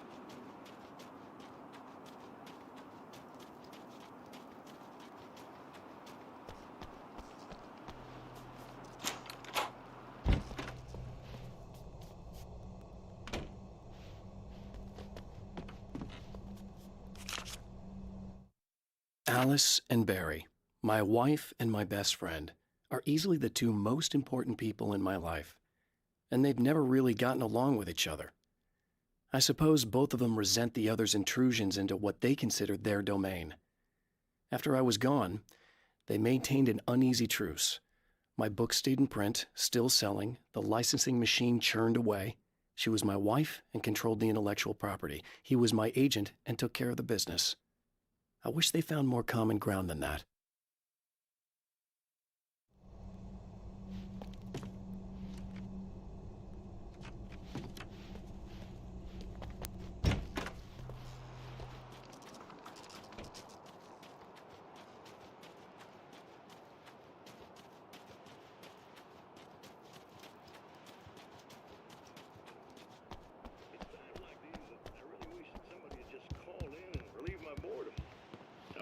Anybody?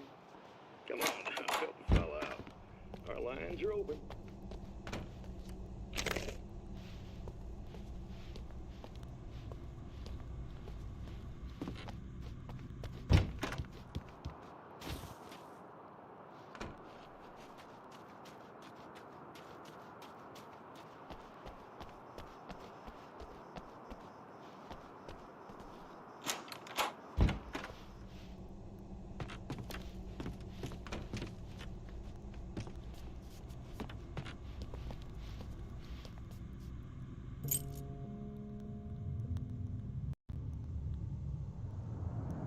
It's said that nobody knows what the future might bring, but for this man, it's no longer entirely true. A weaker man might simply give up, but the champion of light is an expert on destiny. Sometimes the puppet and puppeteer can be one and the same.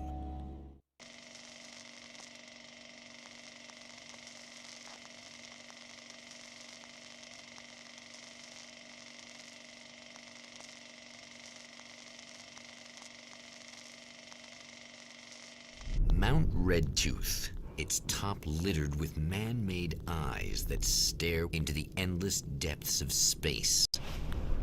Tonight, the champion of light will depend on them to pick out a message from the ether.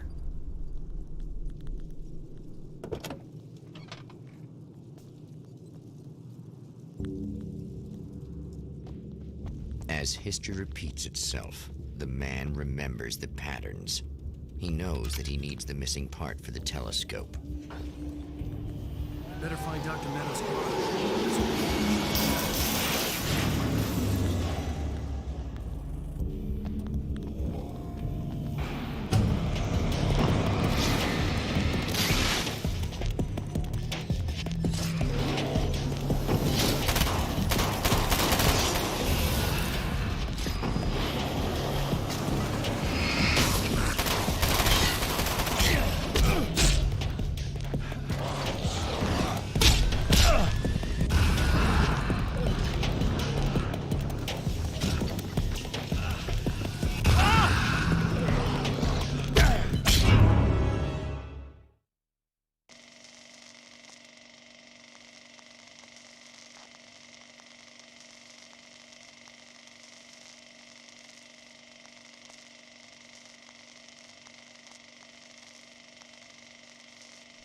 Mount Redtooth, its top littered with man-made eyes that stare into the endless depths of space. Tonight, the Champion of Light will depend on them to pick out a message from the ether.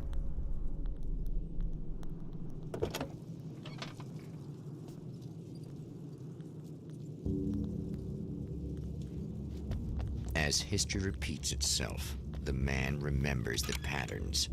He knows that he needs the missing part for the telescope. That's what a camera should be.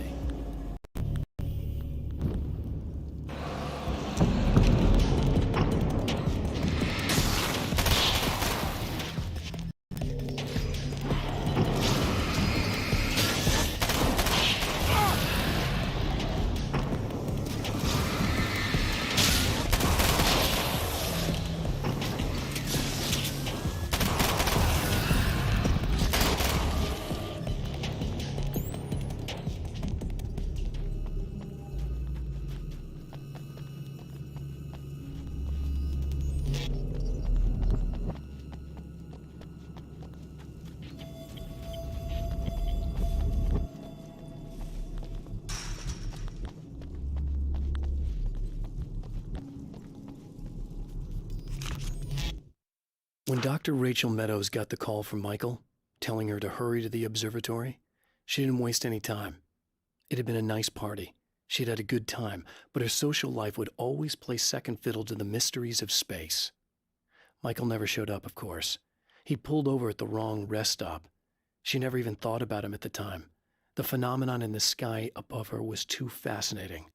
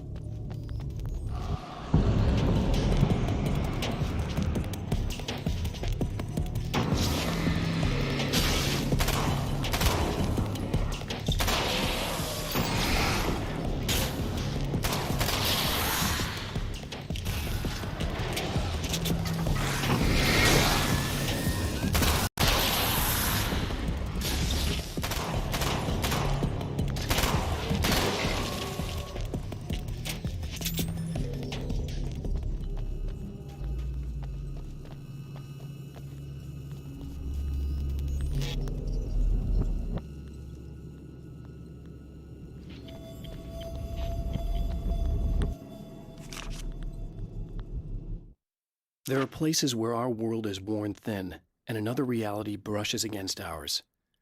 One such site is Cauldron Lake near Bright Falls, Washington. But there are others. That other reality is dark, vast, and malleable, always in flux. In its depths dwell vast forces and alien energies. They're dangerous. But in one of these places, if you know how, you can channel the power of that place and use it to shape reality.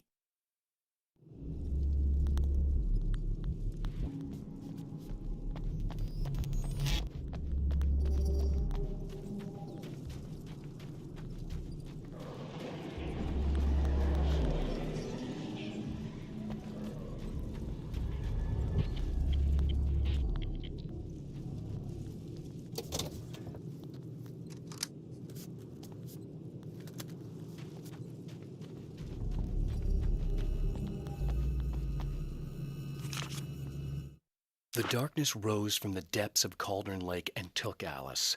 It needed words. It needed me to write its way into our world. She was leverage, a hostage. I complied, but with a twist. I put in a loophole that gave me a chance to fight back. I was hunted by shadowy enemies, but I faced the darkness. I fought it with light. I drove it back. I saved Alice, but it came with a cost. I was trapped in the dark place below Cauldron Lake.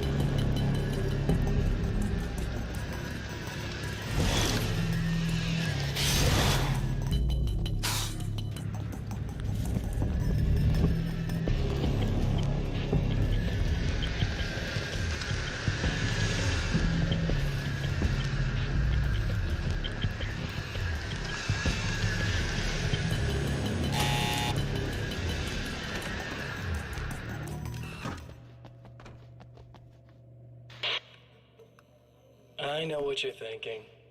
Evil twin, supernatural powers. But most of the time, I just like to keep things basic. I want you to understand that.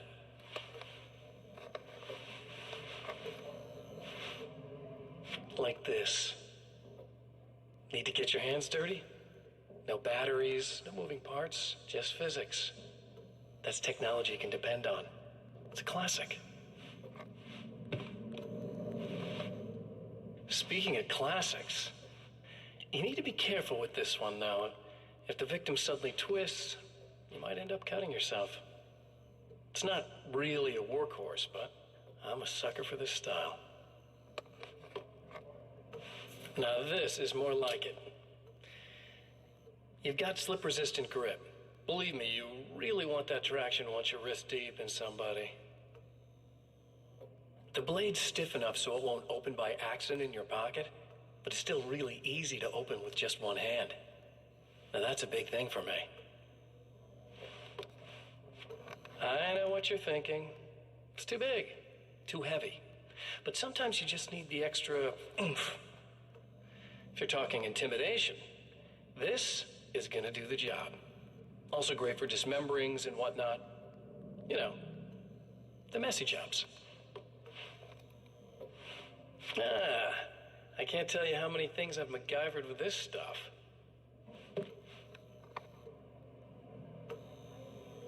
Okay, now, guns. Not a big fan.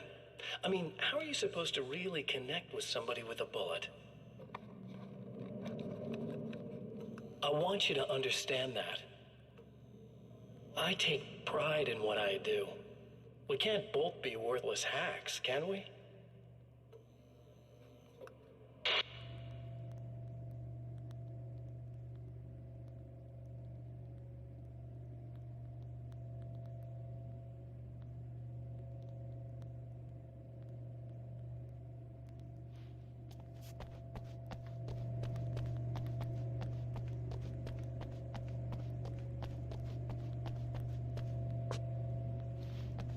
You'll have to forgive me, but this feels very strange. It seems like this has all happened before. I have the replacement part for your telescope, Doctor. All right. Let's get it installed.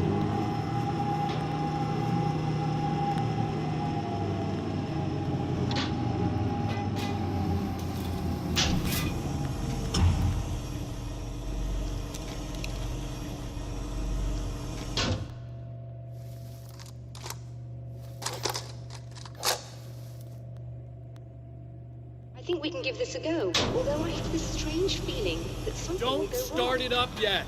There's a problem with the coolant system. Yes, that's right. I remember. All right, let me think. If they're sabotaging it, they'll be at the primary coolant pipe outside. If you can secure it, we should be ready to pick up the signal. That is why you're here, isn't it? Yes, it is. I'll take care of it. Before you go, if you have the time, I'd appreciate if you came up here and explained a few things. All of this is very strange to me.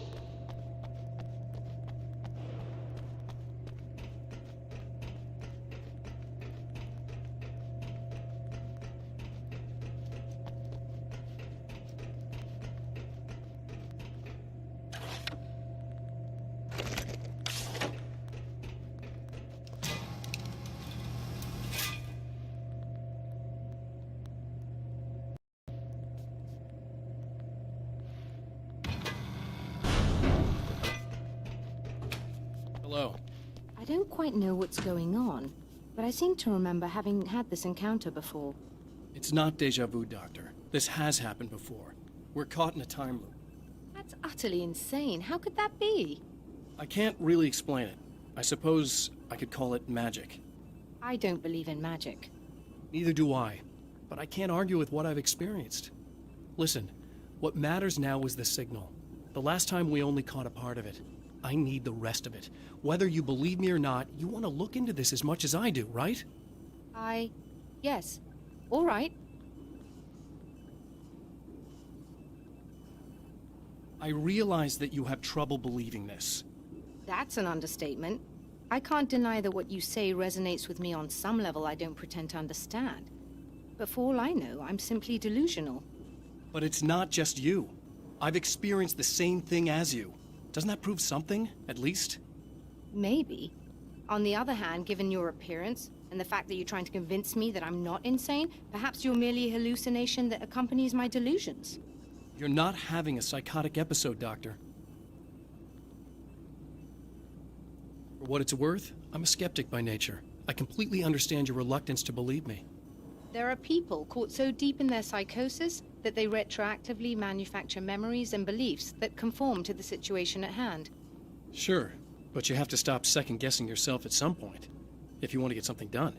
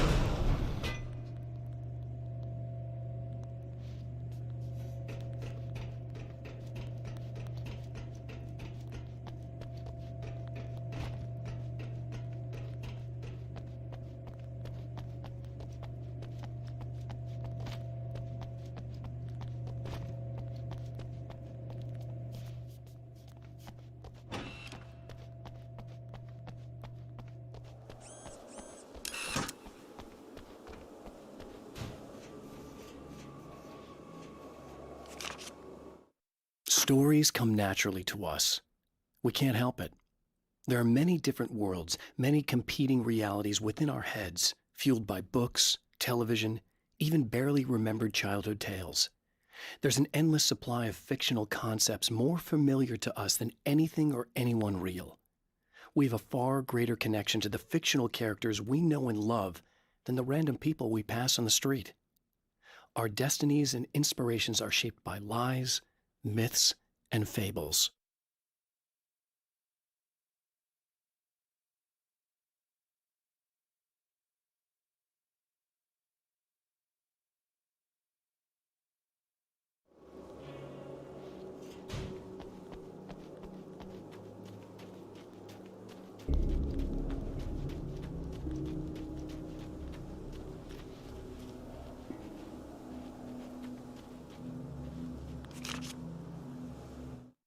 The Taken may well be the tool the darkness favors over any other. At some point, they used to be human, but whatever humanity they once had is long gone. Now they're just shells covered and filled by darkness. The Taken Mr.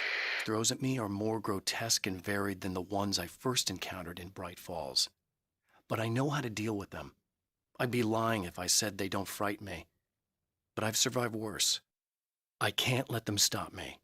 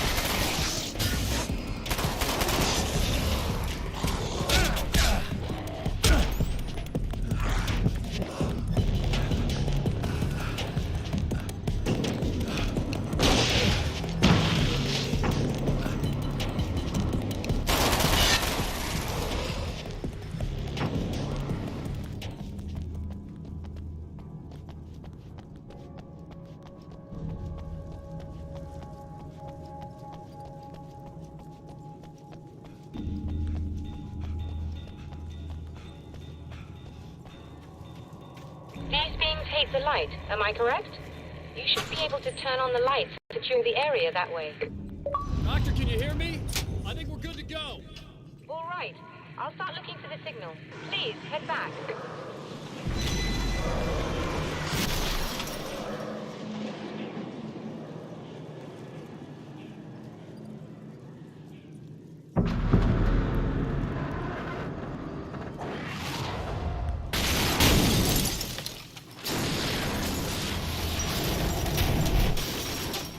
I guess they didn't like that.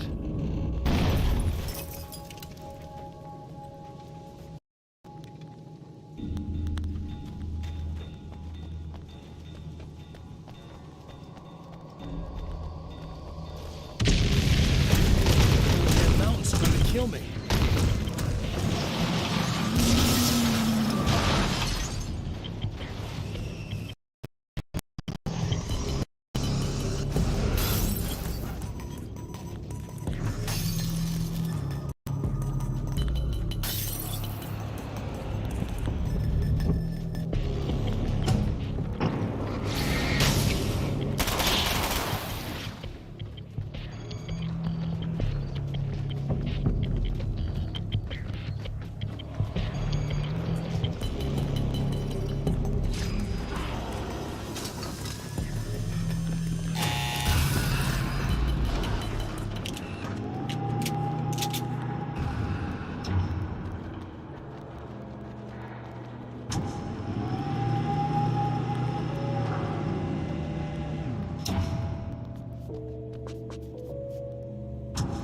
It's working. Please, come up here.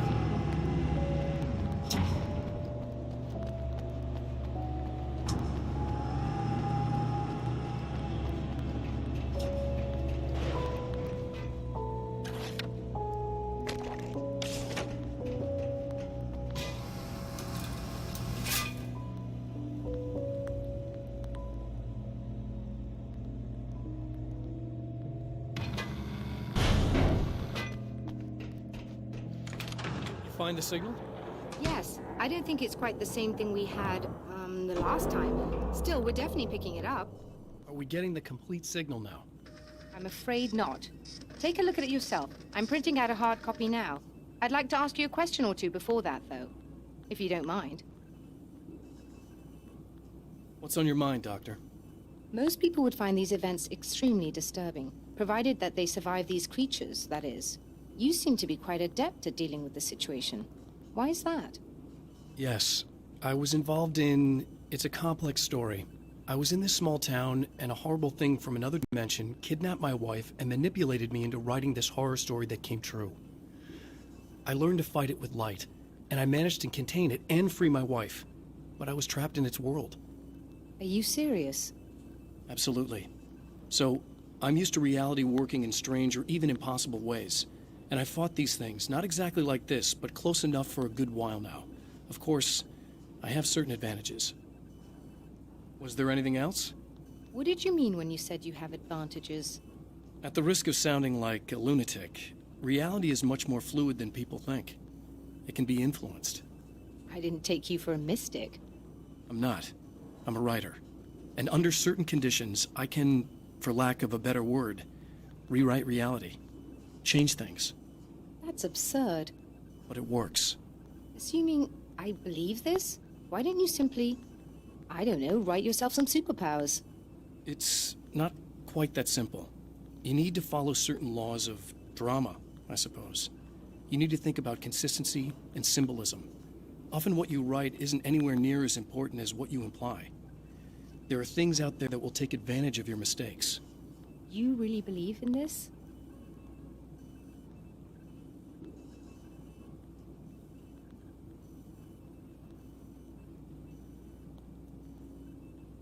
Don't look at me like that. You've experienced some of this yourself.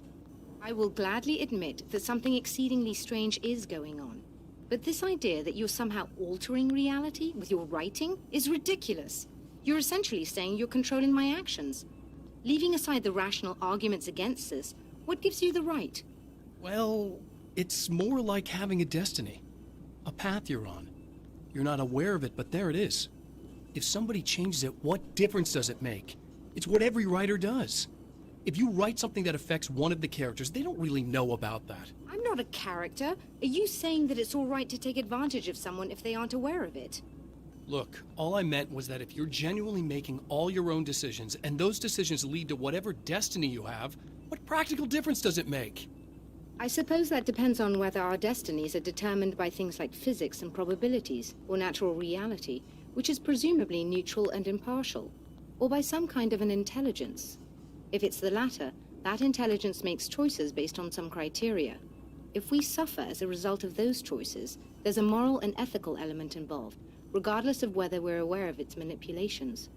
Wouldn't you agree? You're taking this very well. I thought you'd be hangry. I suppose I would be if I thought you could actually do this.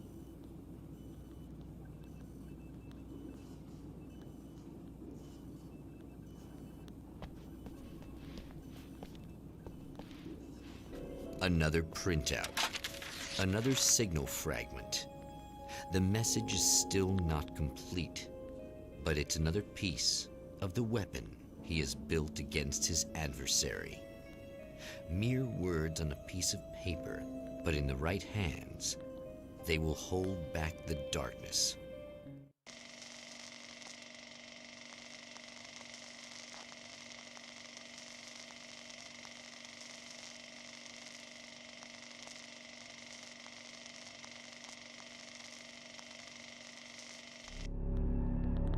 The last time the man came to the drive-in, it did not end well. He hopes to avoid that fate this time. He hopes that what he has brought with him to this place is enough.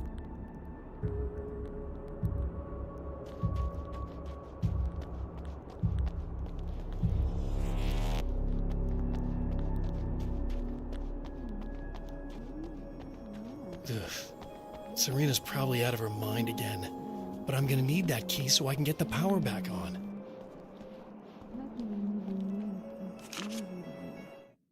To change the world, you must craft a blueprint for the new reality.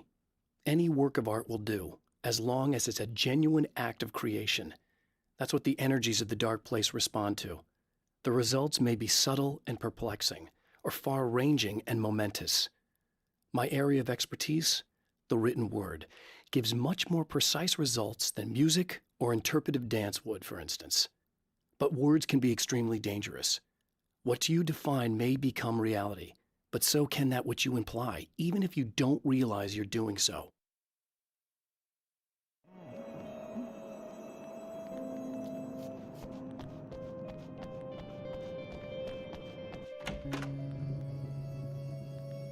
You again?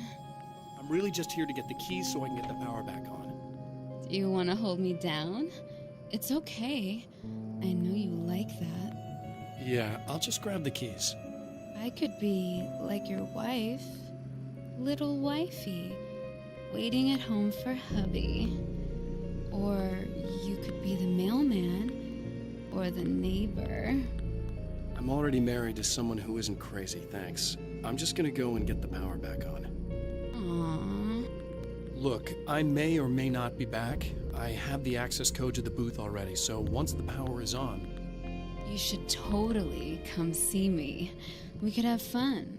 You know. We'll see how it goes. You should sit down or something. Try to stay calm. I don't want to be calm. I want to be nasty. I want to be nasty with you. Yeah. Okay. You could do anything you want. You can use my... Let's not even go there. I was hoping that you'd remember more, but I guess that was too much to ask.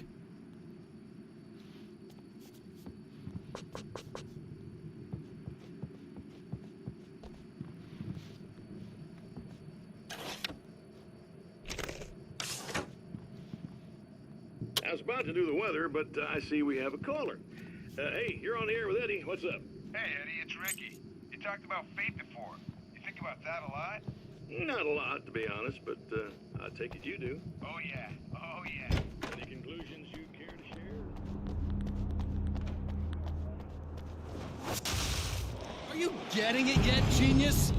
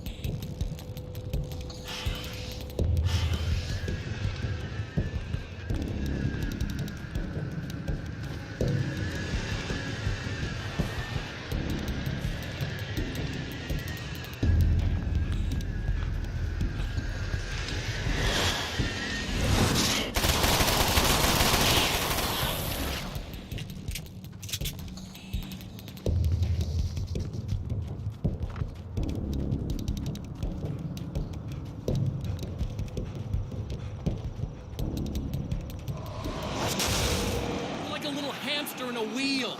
Go ahead and keep running for all the good it'll do you.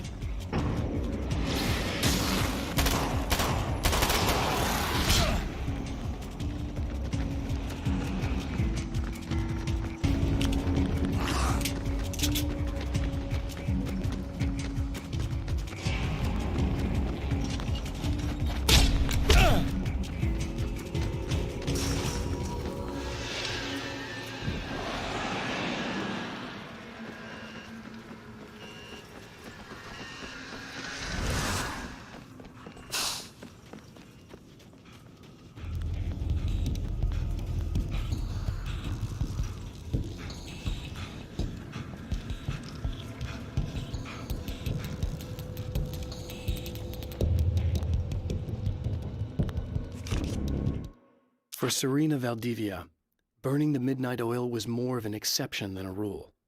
A procrastinator and a perfectionist, she often worked when she wouldn't be disturbed. Tonight was especially important. The film festival would open tomorrow, and there was still so much to sort out. It wasn't that the work hadn't been done. She just didn't feel like she had completely mastered everything yet.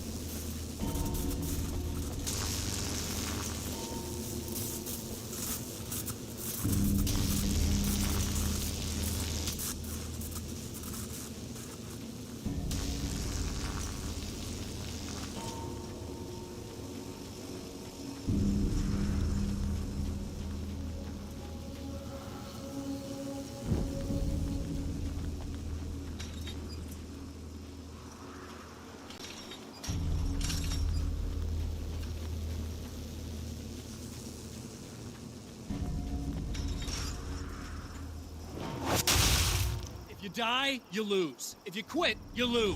If you make it to the end of the loop, you still lose. Sucker.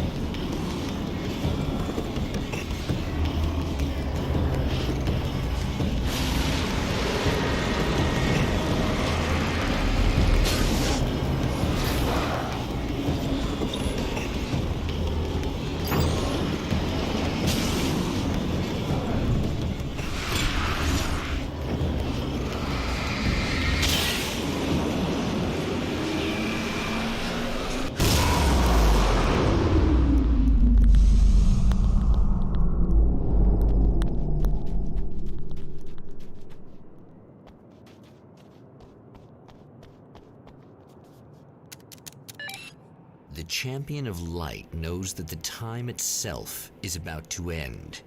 At least for him. He can feel the dead end rushing towards him. But there is time to act. Incomplete or not, he has the weapon. I don't have the whole thing, but maybe it's enough.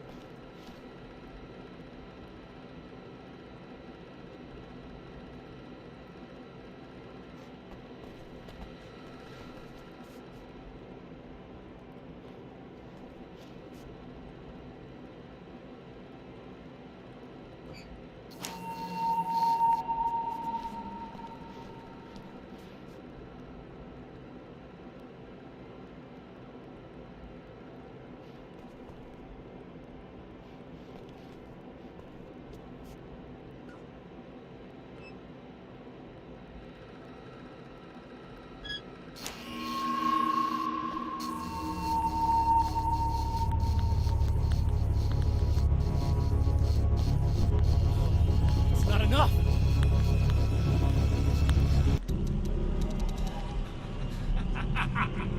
You're trying to be cute, aren't you? What are you up to?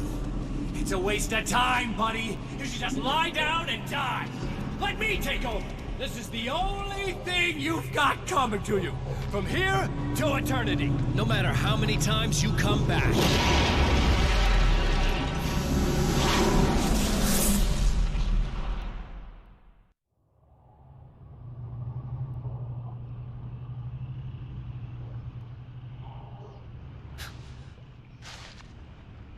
Time folds back on itself.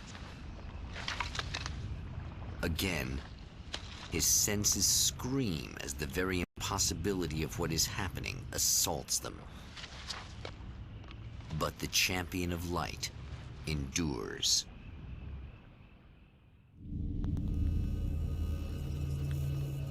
Each time he gets a little closer. Each time another detail falls into place. Now, the trap works against the Herald of Darkness.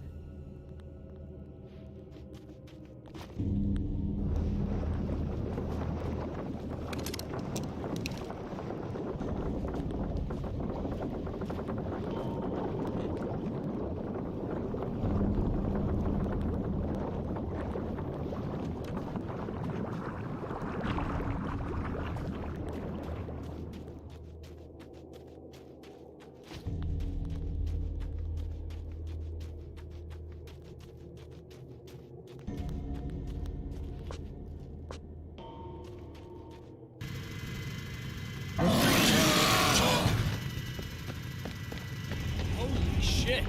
What are you, the King Hillbilly?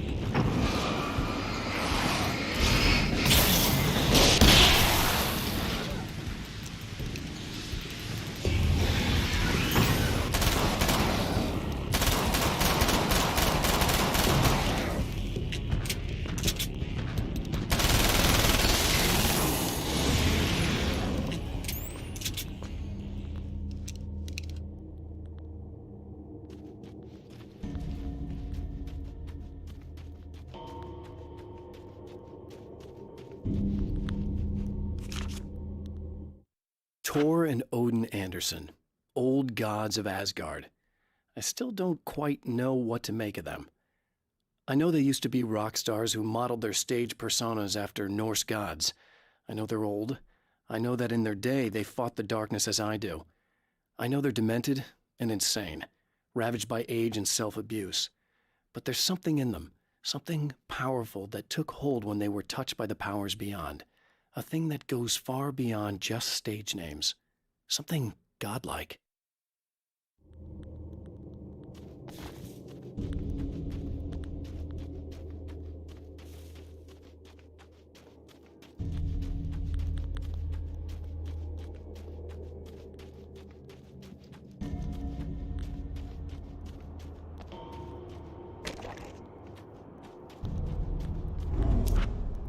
Right on cue, bubbling to the surface from untold depths, the horrors come. The emerging monsters do not expect the warm reception that has already been prepared for them.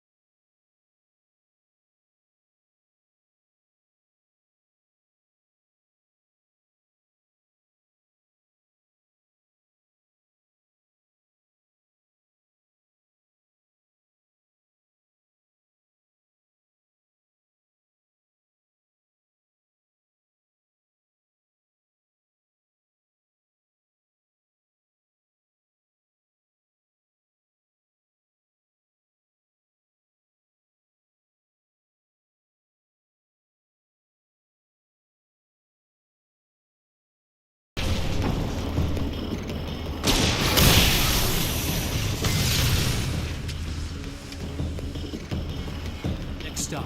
Saving ammo.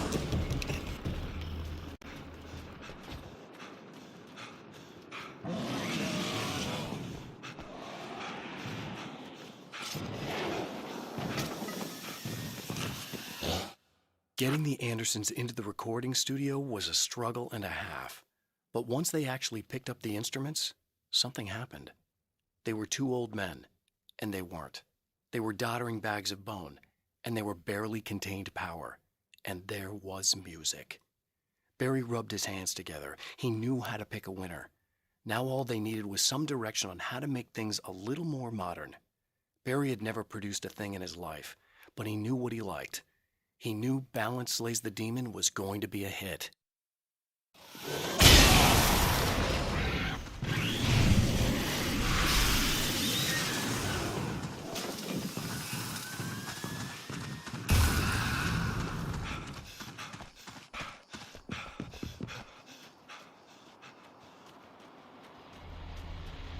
Well, art lovers, are you feeling neglected?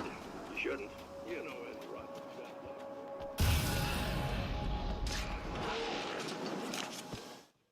I have seen the darkness twist flesh into new shapes before, but encountering these giants is an extremely disturbing experience.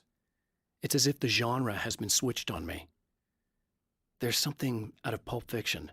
Twice as tall as normal men and stronger than forklifts, their lumbering gait and slow-witted demeanor brings to mind some kind of mean-spirited caricature of a feeble-minded hillbilly.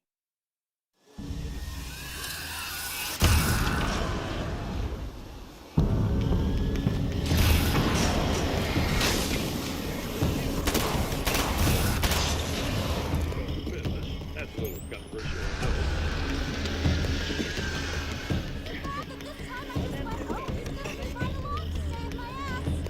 Not as long as I show up, I guess.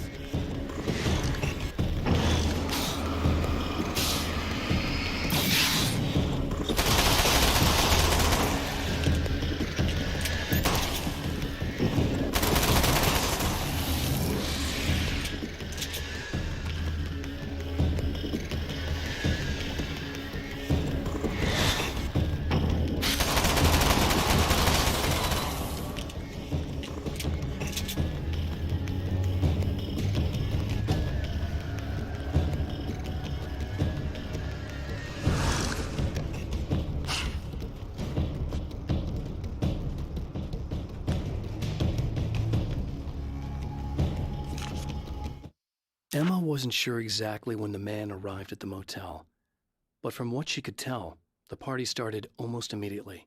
It was infectious, spreading from one room to another.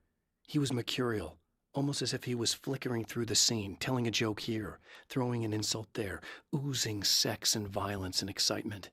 She had never seen someone like this before. He looked at her and smiled, and she felt her heart flutter a little. She knew he was the kind of man mothers warn their daughters about, but she told herself it didn't matter.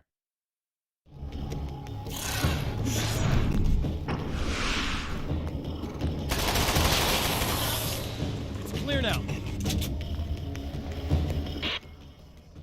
So I've been thinking about Barry. I don't know what to do about him yet. I mean, I'm not gonna keep him around, that's for sure. Al? Ugh, little parasite. Your best friend. Really? That's the best you can do.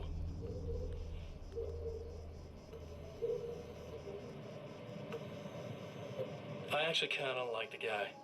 He's a plucky little butterball. He plays the clown. That's a hard road to take. But I don't need him sticking his fat face in my business. Did you know he's been hanging out with the sheriff from that shitty little town? They keep in touch. Barry's about the only guy who insists that you're not dead. How about that?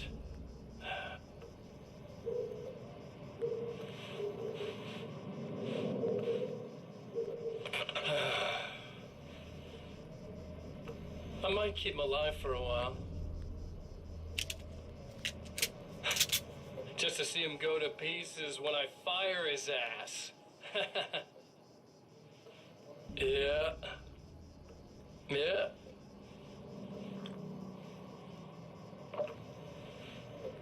Yeah.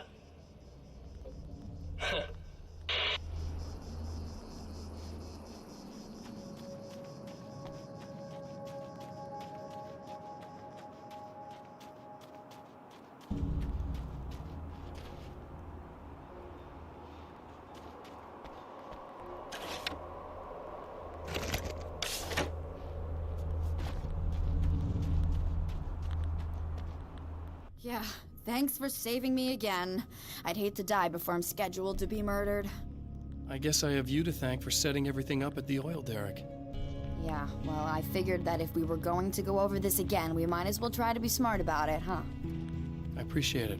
You took a big chance doing that. You okay? What do you think? I've died twice. I remember everything pretty clearly now. You said I was gonna be okay. I don't know what happened. It's not your fault. I think one of those, what did you call them? The takers? I think they did something to the power and they got me that way. I'm sorry. But I got the keys from the dead guy in that room. And I'm not handing them over until you do something about this. I'm sick of getting killed. Fair enough. You seem calmer now. I tried freaking out. It didn't do much good for me. I guess you get used to the craziest stuff. Good for you. Plus, I figured I'd take the edge off, you know? Mm-hmm. Those herbal supplements are pretty good, huh? Oh, yeah. I wanted to try to explain things to you now since you're calmer, but maybe this isn't the best time after all. Oh, shit, yeah. Better not get all metaphysical on me now. Seriously, I'm like 2 sentences away from thinking how we could all be like atoms on God's skin or something. Or figments of somebody's imagination? Wow. I'm just gonna try to chill out and not think about that or getting murdered or anything, if you're cool with that. Gotcha.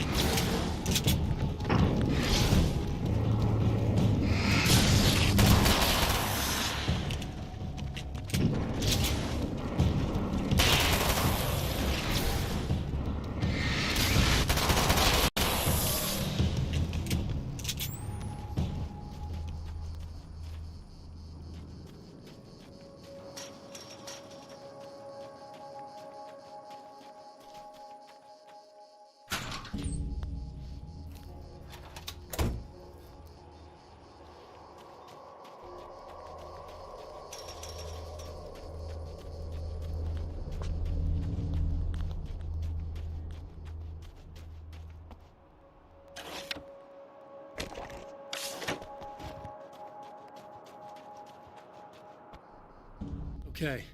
I really don't think they can get to the power now. Thank you. That's a relief. Here's the keys that you needed. Thank you. Hey, I have to tell you, at the diner, I went there with him. The guy who looks like you, okay? I know I said that I didn't. Yeah, I figured. Want to talk about what happened at the diner? There was this guy from the observatory, and he just attacked the poor dude, smashed his face into the tabletop a bunch of times. It was horrible. I didn't know that he was gonna do that. I swear. And I just ran. I just left him there. I didn't even try to help. There was nothing you could have done. It's not your fault. Well, he's dead in that motel room now, so excuse me if I feel pretty shitty about it anyway. You shouldn't blame yourself. I just didn't want to get involved. I have this tendency to just drop everything and run. I don't think I'm a bad person, but I didn't even call the cops. I'm such a coward. If you'd called the cops, we'd have dead cops. He's not human. Do you understand? It's not your fault. But I could have tried to stop him. Believe me, if you had, you'd be dead. You seem to be doing a little better now. Yeah, I guess it just got easier once I got this thing off my chest. I just feel so guilty about it, especially because I didn't pick up on any of the warning signs. I just really liked hanging out with him, you know? He was smart and charming and funny and hot. The way you could be, I guess. I guess. What's the deal with this guy anyway? He looks like you, he uses your name. Why does he do this stuff? I'm not sure myself. Maybe he's just evil or my dark half. He does a lot of the stuff I'm trying really hard to get away from. Things that just messed up my life. I guess all those murders don't help either. Yeah, I could do without the murders and the end of the world. Listen, I need to get going. Yeah, go. I think I'm good now. I hope. Good luck. If it all goes well, maybe this is the last time we meet like this. God, wouldn't that be great? Just keep those lights on, okay?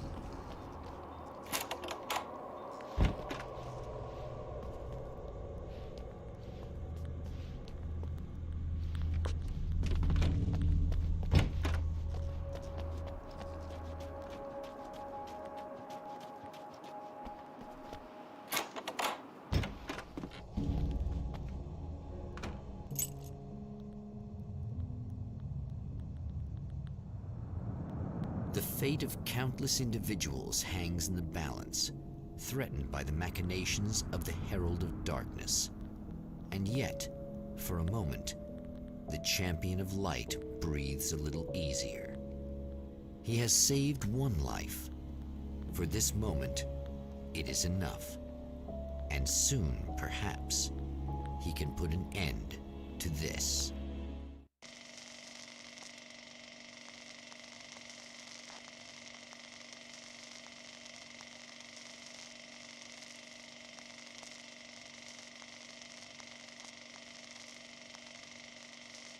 Returning to the observatory for what he hopes is the final time, the man feels anticipation and dread in equal measure. Soon, he knows, he will have what he needs.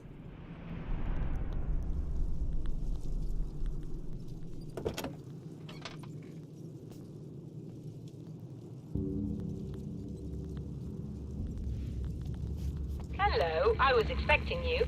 I've already taken care of the imaging array, but you should still look into securing the primary coolant flow. With some luck, you may be able to light the area before these things even show up.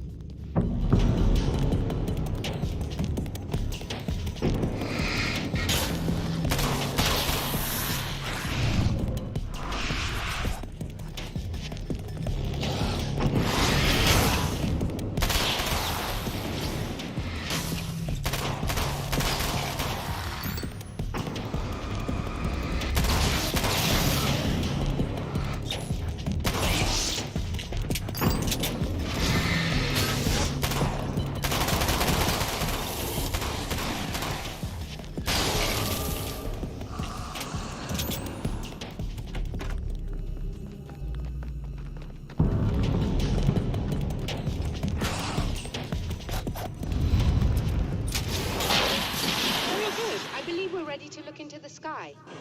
Right there, Doctor.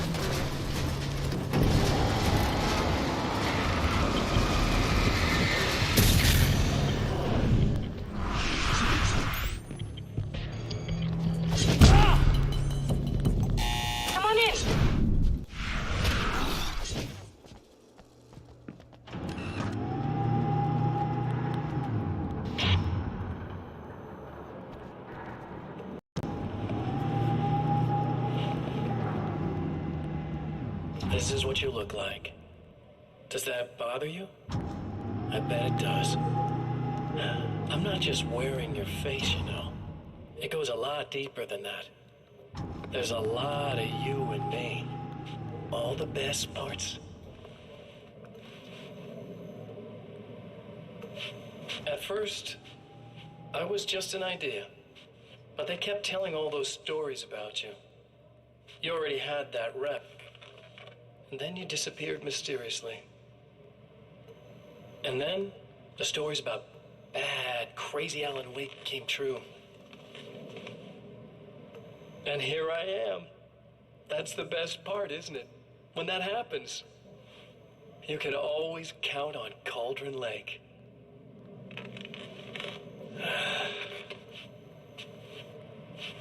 I'm just as real as you are. And I'm the improved version. No fears, no doubt, no weaknesses, no self-deception here. I don't let anything drag me down.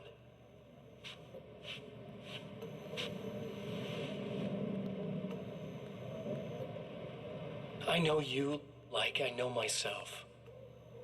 I know it bothers you that I'm like this, that I use your name, crawl my way into your life. But I only do it because I'm better at being you than you ever were.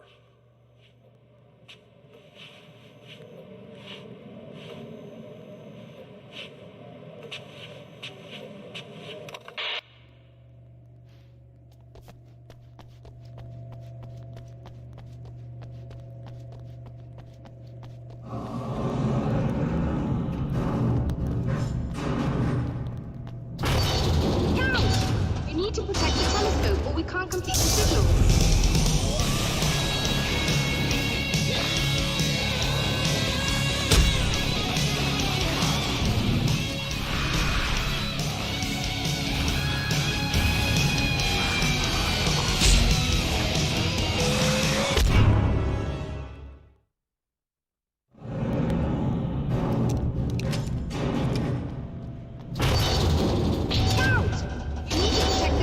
Or we can't complete the signal.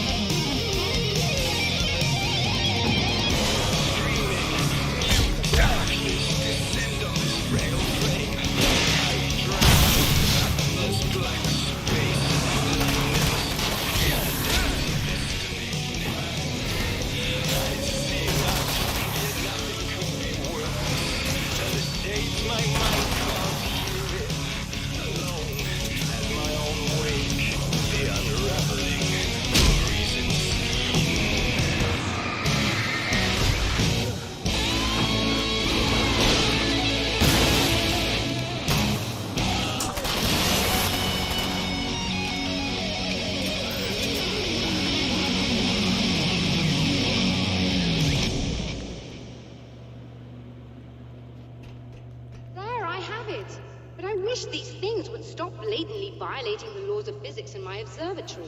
That's just rude. Are you all right? I'll live. I'm glad. I'll send the lift down to you. I remember our previous encounters very clearly now, but technically, if this really is a loop in time, we've never met before. I don't know why our awareness persists, but it's bloody fascinating.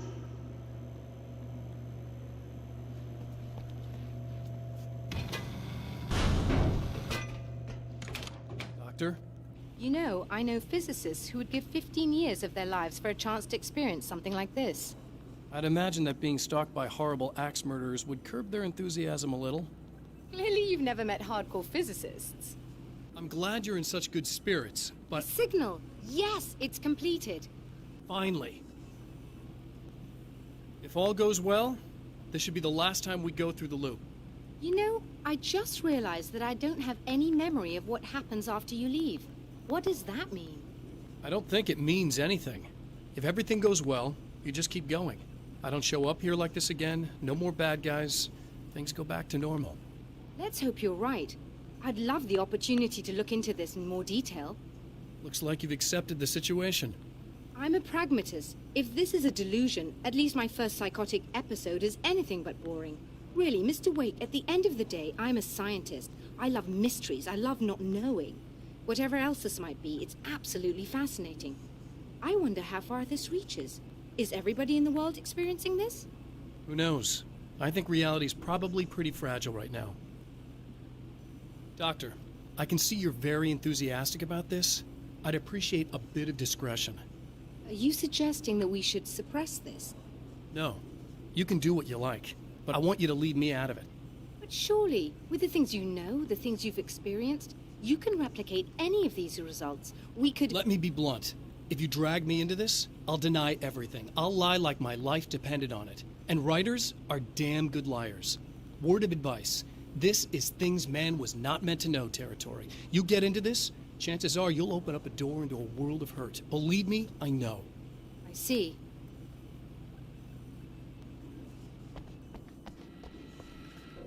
In a strange way, he feels at ease. He is armed with his own words, and when the time comes, they will be enough or they will not. For now, he's content to let the currents take him toward the final confrontation.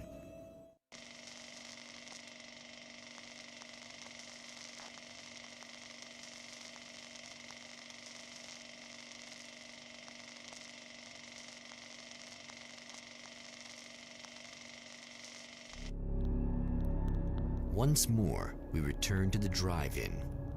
If he's aware of the absurdity of arming oneself with a few sentences and standing against a power that can pierce time itself, he doesn't show it.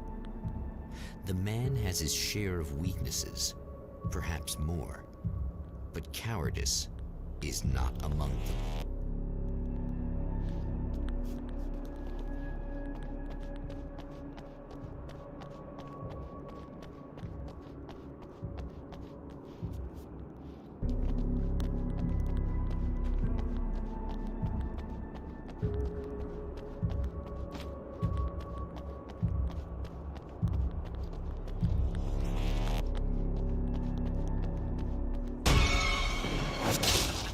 Oh, you got yourself a little plan, do you?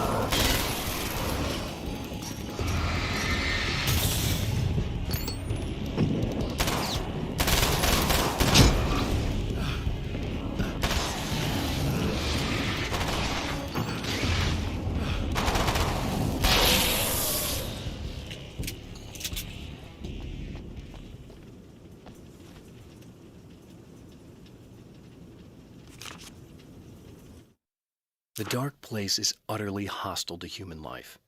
It eats at your mind, wants you to succumb to madness, Your own thoughts can turn against you. Every shadow conceals a threat that attacks at the slightest sign of weakness. You're under endless assault. Every day is a struggle for survival. But I've learned to take care of myself. I focus on Alice, our life together, my need to be with her. That takes me a long way in the dark place, as long as I have my gun and the flashlight.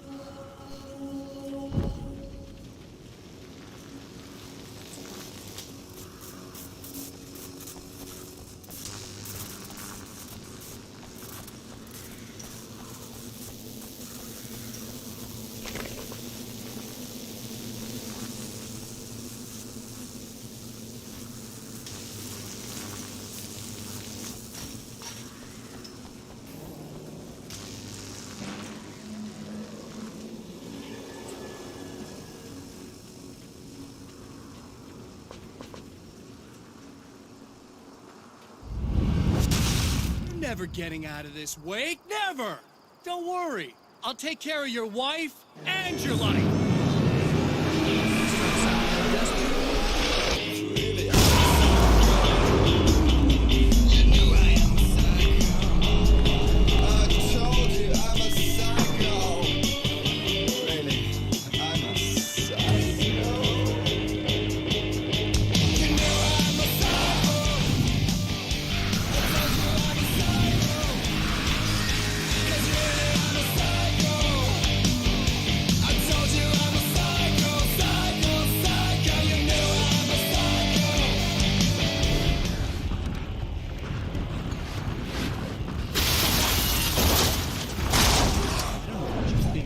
But I'll send you right back to the beginning.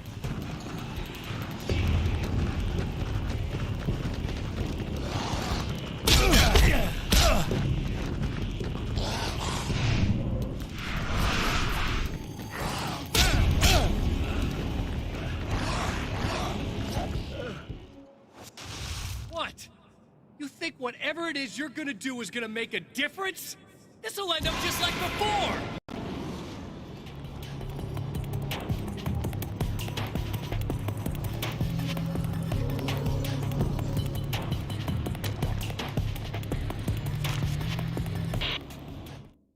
There's more to fighting the Taken than just burning away the darkness that protects them.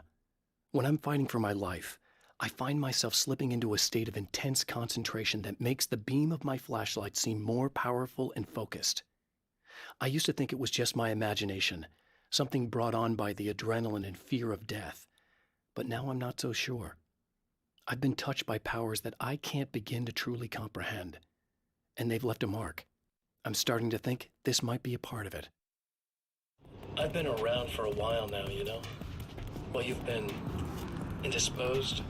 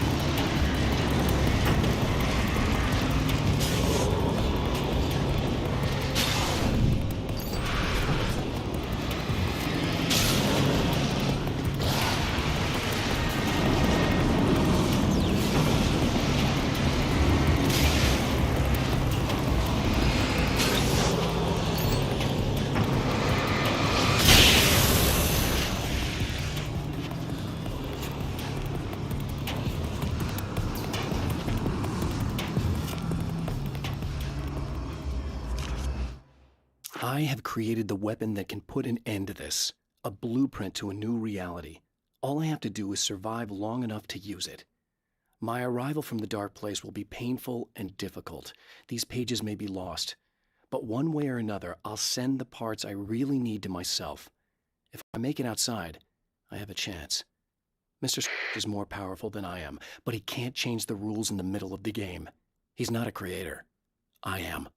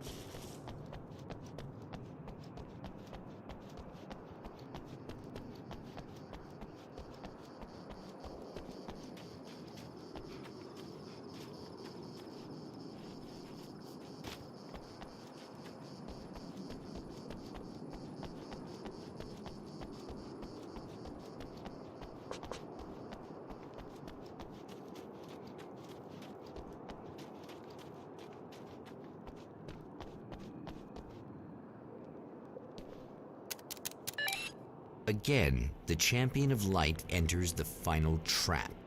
The new reality is almost here. All he needs to do is change the details of the scene, push it past the breaking point, and the rest will snap into place.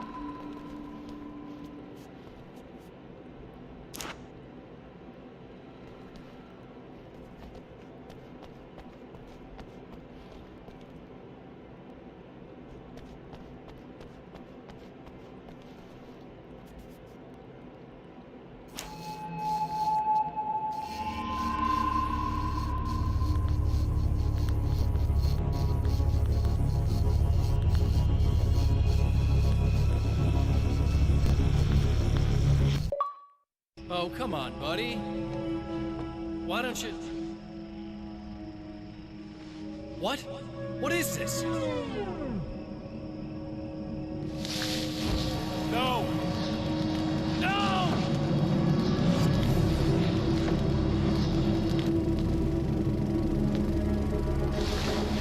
You can't do this! All I did was take the things you always wanted and never had the balls to go for! It's my turn now! It's my life! It's my life!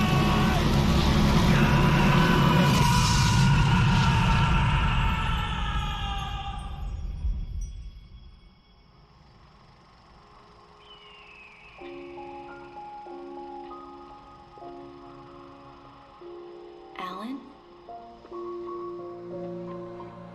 Is it really you? It's really me. How?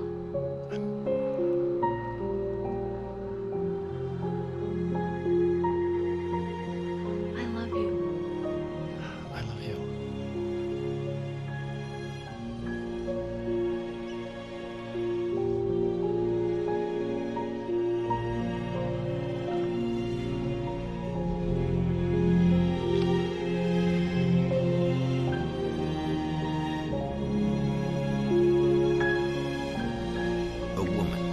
A man, two lovers, held apart for far too long, enveloped in the light of a glorious dawn. They both feel it. He's home at last. Are these actual events, or merely a dream? A memory, or a glimpse of what is to come? One thing is certain.